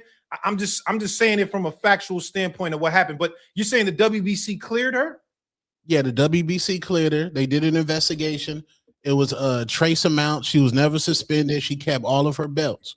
So I know a lot of people in boxing, the moment outside, for some reason, Canelo never gets the drug cheat title. I don't know why. He never, when they say his name, it never comes with drug cheat. But Ryan, Alicia, it just has a stain on them for some reason, but I get it. But they said a lot of people say, oh, the knockouts ain't been the same after she popped. Bro, her last knockout was 2021 against Terry Harper. She had 4 fights since Terry Harper, 0 knockouts. And she fought better competition in those last 4 fights. And that was before she actually popped 4. So whatever that wasn't turning her into the Hulk like everybody thought Ryan Garcia turned into off a trace amount of Ostarine. So to me, we got to end that narrative. Like she had 4 fights, bro. After Terry Harper with 0. When did she pop? Tone, what year was that when she popped? Because the Terry Harper fight was 2021. Was it 22? Was that 2022 or 23? When was that? 22. Because she fought her rematch. The girl that beat her, Christina Leontardo. She fought her. Okay. So it's really there's only really one fight before the Leontardo fight. Because I remember she fought Michaela Mayer, right? Yeah, then somebody named Aleem Mikhad, somebody from Iran. Okay, I don't know. I'm not familiar. Okay. And then Christina Leontardo. Yeah, so that was it. Hold on, but Tone, I'm saying honestly, Tone, and you could answer this how you need to. You know what I'm saying? My God, too, Tone. Right. When she popped, right? When she popped, right. Do you feel like there's been a difference in the power before that announcement of whatever they found versus after? Or do you feel like the competition is just what stepped up, which competition makes it harder to stop people for sure? Or do you feel like it was the competition, or do you feel like there's a correlation between popping and just, her ability to stop people? I correlated to like the takeover Lopez. T.O. at 140, he stopped stopping niggas. At 135, he was stopping niggas. Floyd Money Mayweather, he said when you get up level, I think Emmanuel Stewart said that when the level of competition gets better, there's going to be far and few between knockouts. So I think earlier in the Bomb's career, she wasn't fighting like everybody in the beginning of their career. They're going to fight like, you know how boxing is. They're going to throw in maybe bum of the month type of fighter, or a nigga that was in Mexico that was a bar fighter. Maybe she was fighting a female off OnlyFans or something like that. But now she fighting better competition. It might be harder to get knockouts. Okay. Now I hear you. I respect that. So let me just get it clear. Two-Tone, your prediction for Bumgardner versus Caroline Dubois when it happens is that Bumgardner's going to beat her. That's your prediction? Oh, absolutely. Absolutely. Especially her coming down to 130, her fighting at 3-minute rounds. I mean, I don't know. I don't know how Caroline's going to do it. I haven't seen her fight. I mean, I've seen her fight and she fades in fights. And those are in 2-minute rounds. She's a fade. Wait, hold on. If we're going to talk about fading, Tone, you better mention your girl, Tone. Come on, man. She got a number 2 on the side. That's a fade, nigga. No. Okay. I remember people would be like, yeah, Baumgartner fades, but what did she do? The greatness of Alicia the Baumgartner. She said, I'm gonna go ahead and fight 3 minutes. She didn't fade against I forgot that girl name. The last girl that she fought. She ain't fade against her. And Bowden, whatever. Bowden. Bowden, yeah. And now she about to fight Bo Chin De La Soul in 3-minute rounds. She fighting De La Soul, but you know who smoked De La Soul? We put a De La Soul pack in the air, Toe. Caroline, sweet Caroline. You know what I'm saying? Wait. Hey, Caroline went life and death with De La Soul. Bo Chin. She went life and death is crazy, Toe. Yeah. So we pack Bo Chin, you getting packed up. You getting packed up. She getting packed up. In New York, your city, Najee, you got to start promoting the fight, man. This is your city. Come on. It is. She blocked me. I can't even reach her. She blocked the nigga. I don't know why, man. I'm so easy to love, Tone. I don't know what's going on. I don't know, man. But can I ask you this though? Changing gears real quick. Okay. What do you think about Kenny Sims? Because a lot of people in the chat, they've been destroying Kenny Sims in my chat today. I don't think Kenny's a bad fighter. He had a bad showing, but I don't think he's a bad fighter. How did you feel about Kenny Sims and Arnold Barboza? Kenny Sims, Barboza. First of all, I was disgusted that was a main event. 2 non-punchers. It was just horrible. But Kenny Sims, second, he got to come home. He got to come home. He got to get the baldy, man. He got to come home. I can't say nothing. My shit on. Yo, Tom, I'm going to Turkey though. I'm about to get back right, nigga. I'm gonna be looking. Oh, that's lit. Oh yeah, bro. I'm gonna be looking 25 on the next broadcast when y'all see me. You know what I mean? That's lit. See, when I go, I need all the fucking fixins. Shock my shit. Give me the fucking fixins, nigga. Facts. But hold on, wait. Tom, how long you had your shit? Like, how long did you know what I'm saying? Take your top off. Pause. Man, 2022, 7:58 a.m. in the shower. My shit just fell out, nigga. My shit just how did you know that it was time to go? Like you just woke up and was like, all right, my shit is thin right now. It's time. How did you know, Tone? Them corners, bro. Them corners. My corners just started. I was like, damn, the corners is gone. Then I tried to get the low Caesar, and then my shit back here start balding. I said, nigga, it's over. You took the top off the Maybach. Hold on, but was you willing to accept it? You was ready to be like, I'm gonna take the top off the Maybach, and it's cool. I'm good. I can accept this. I did accept it, but I'm not gonna lie. I'm always transparent with the audience. A nigga did let the Beijing fly one time. Your shit can't be too dark, Tone. The Beijing can't be too dark, though, nigga. This shit look, you know what I mean? Nigga, that we in Phoenix is hot, nigga. Pool, hell no, nigga. Hell no. Got cooked, nigga. I had to let it fly. But yeah, that's over. Kenny Sims, it's time for him to put on the gray shorts, Najee. By gray shorts, I mean the Zuffa shorts. It's Oh, time. the Zuffa? Don't do that, Toe. Not the Zuffa shorts. Don't do that, Toe. Zuffa time. Zuffa time. Go over there. Damn. It's over. It's over. Respectfully, it's over. But he didn't look that bad against. I mean, listen, he got stopped versus Oscar Duarte, but he looked better. I'm just saying, it's like, yes, he did get stopped, but he looked better, you know, up until that point. You don't feel like it was just, you know, a bad night, bad showing, more so than like he's done? It could be. I mean, he's off 2 losses. I know he's a great sparring partner for Devin Haney, but maybe, I don't know. Who was his trainer? Oh, who's the trainer? The dude that trained K. Karoma. Yeah. I don't know, man. He got packed up by Barboza.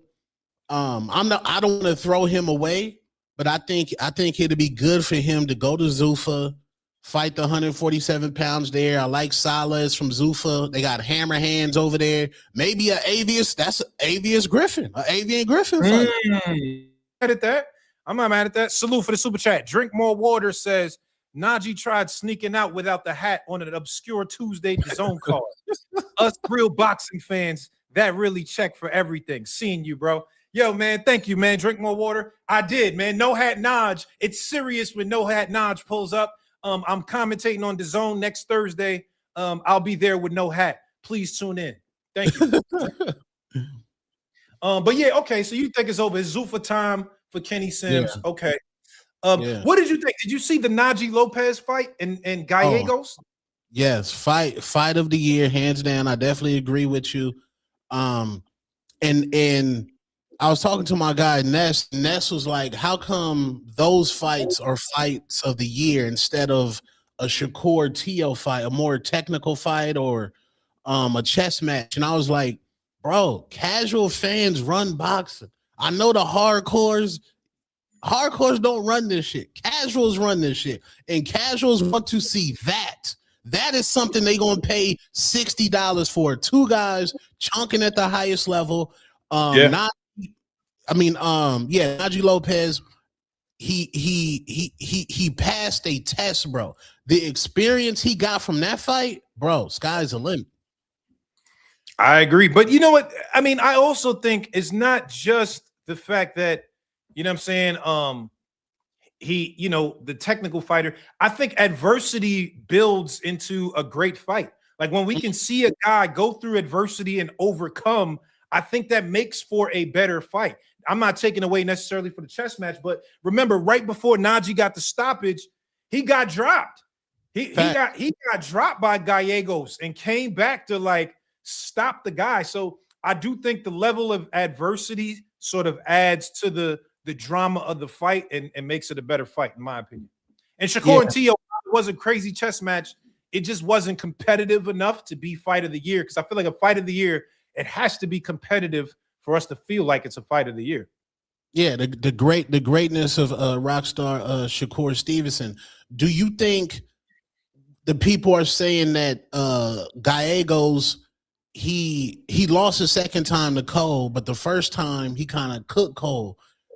What do you think of the criticism Najee's getting? Like, you went life and death with this Gallegos. What you think of that?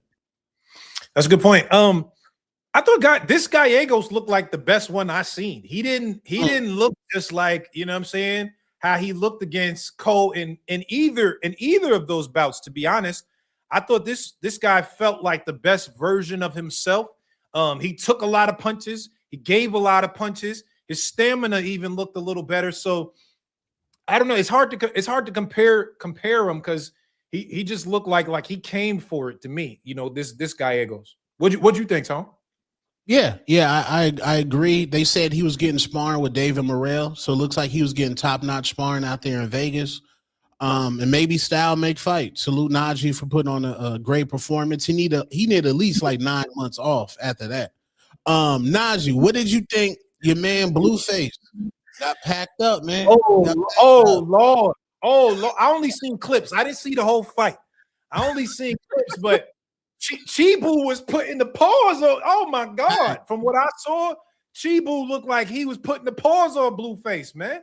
Yeah, cooking that man. Blueface is nice though, but boxing is so humbling. Like it's so humbling because if they were like on Twitter, like nigga, I'll get you, cuz like they'll be gang banging, but you get in that boxing ring, all that shit don't matter. It don't matter, bro. It's different. It's different. Hold on, let me ask you this, Tone, because you're now becoming a personality. I don't say now becoming, but you are one of the bigger personalities in the sport of boxing. You're making your presence felt. If somebody came to you, Misfits, Brand Risk, Aiden Ross, and they like, yo, Tone, what's up? We want to see you get in the ring. We got a little bag for you. Is that something that you would accept, Tone? Hell yeah. That type of bag, hell yeah, facts. And it'll be a movie too. It'll be hold on, what's the nigga name? Southpaw. Let's get me a Southpaw. Oh, 2 Turbo Southpaw TV. 10K bag. Let's do it. No, I need that deposited. That's just the in the account. Respectfully. Yeah. But that's it. Oh, and you going to training camp and all that. You going, you know what I mean? Stream it, all of that. Get David Benavidez be in my corner. It'll be lit. It'll be lit. All right. You know, me and Wade had some conversations before. Wade Plemons. Me and Wade had a couple conversations about getting it in. You know what I mean? You and Wade? Yeah.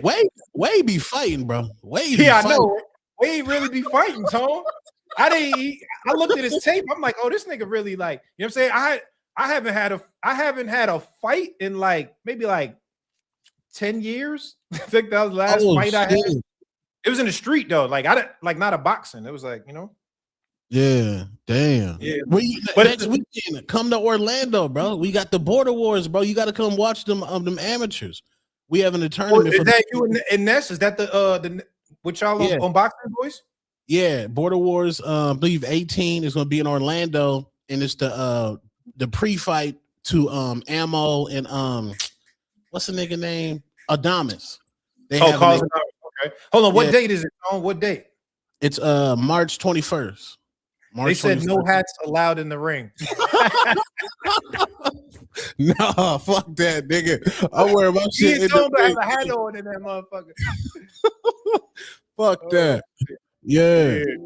Okay, but yo, listen, Tone. Yo, I appreciate you, brother, man. Listen, for real, seriously, man. Keep doing your thing, man. You killing shit out here in these streets, and I think we should do more things together, man. I like how you giving it up, brother. Facts, you too. And whoever calling my man a plant, you as a hater. This brother been cooking in the game, bro. Like been cooking in the game. A beast, and you the best interviewer in the game right now, man. Keep cooking, bro. Thank you, man. But Tone, yeah. Let me end it with this. All right. We're gonna have to make a friendly wager when the time comes. Yeah. Because I'm Team Sweet Caroline. That's who I'm jacking. That's who I'm promoting. And I honestly, in my heart, feel like she's gonna pack up AB. So when the time comes, we can make a friendly bet. It don't even got to be a money bet, whatever you wanted, but we got to make some kind of bet to commence the moment. Let's do it. I'm with it. All right, gang. Appreciate you, bro. All right, Tone. All right, later. Yo, Tone is funny as hell, bro. I ain't gonna lie. Tone funny as shit. Yeah, Tone funny as shit. I ain't gonna lie. Tone is one of my favorites in the boxing media space. Southpaw with peace, 2-tone up. I'm not even gonna lie. Yeah, yo, salute to Southpaw, man. I be talking to Southpaw sometimes. He really be training. Like Southpaw really be in the gym, like training for real. I know everybody don't like him because he talk a lot of shit, but you know, Southpaw really be in the gym training for real. So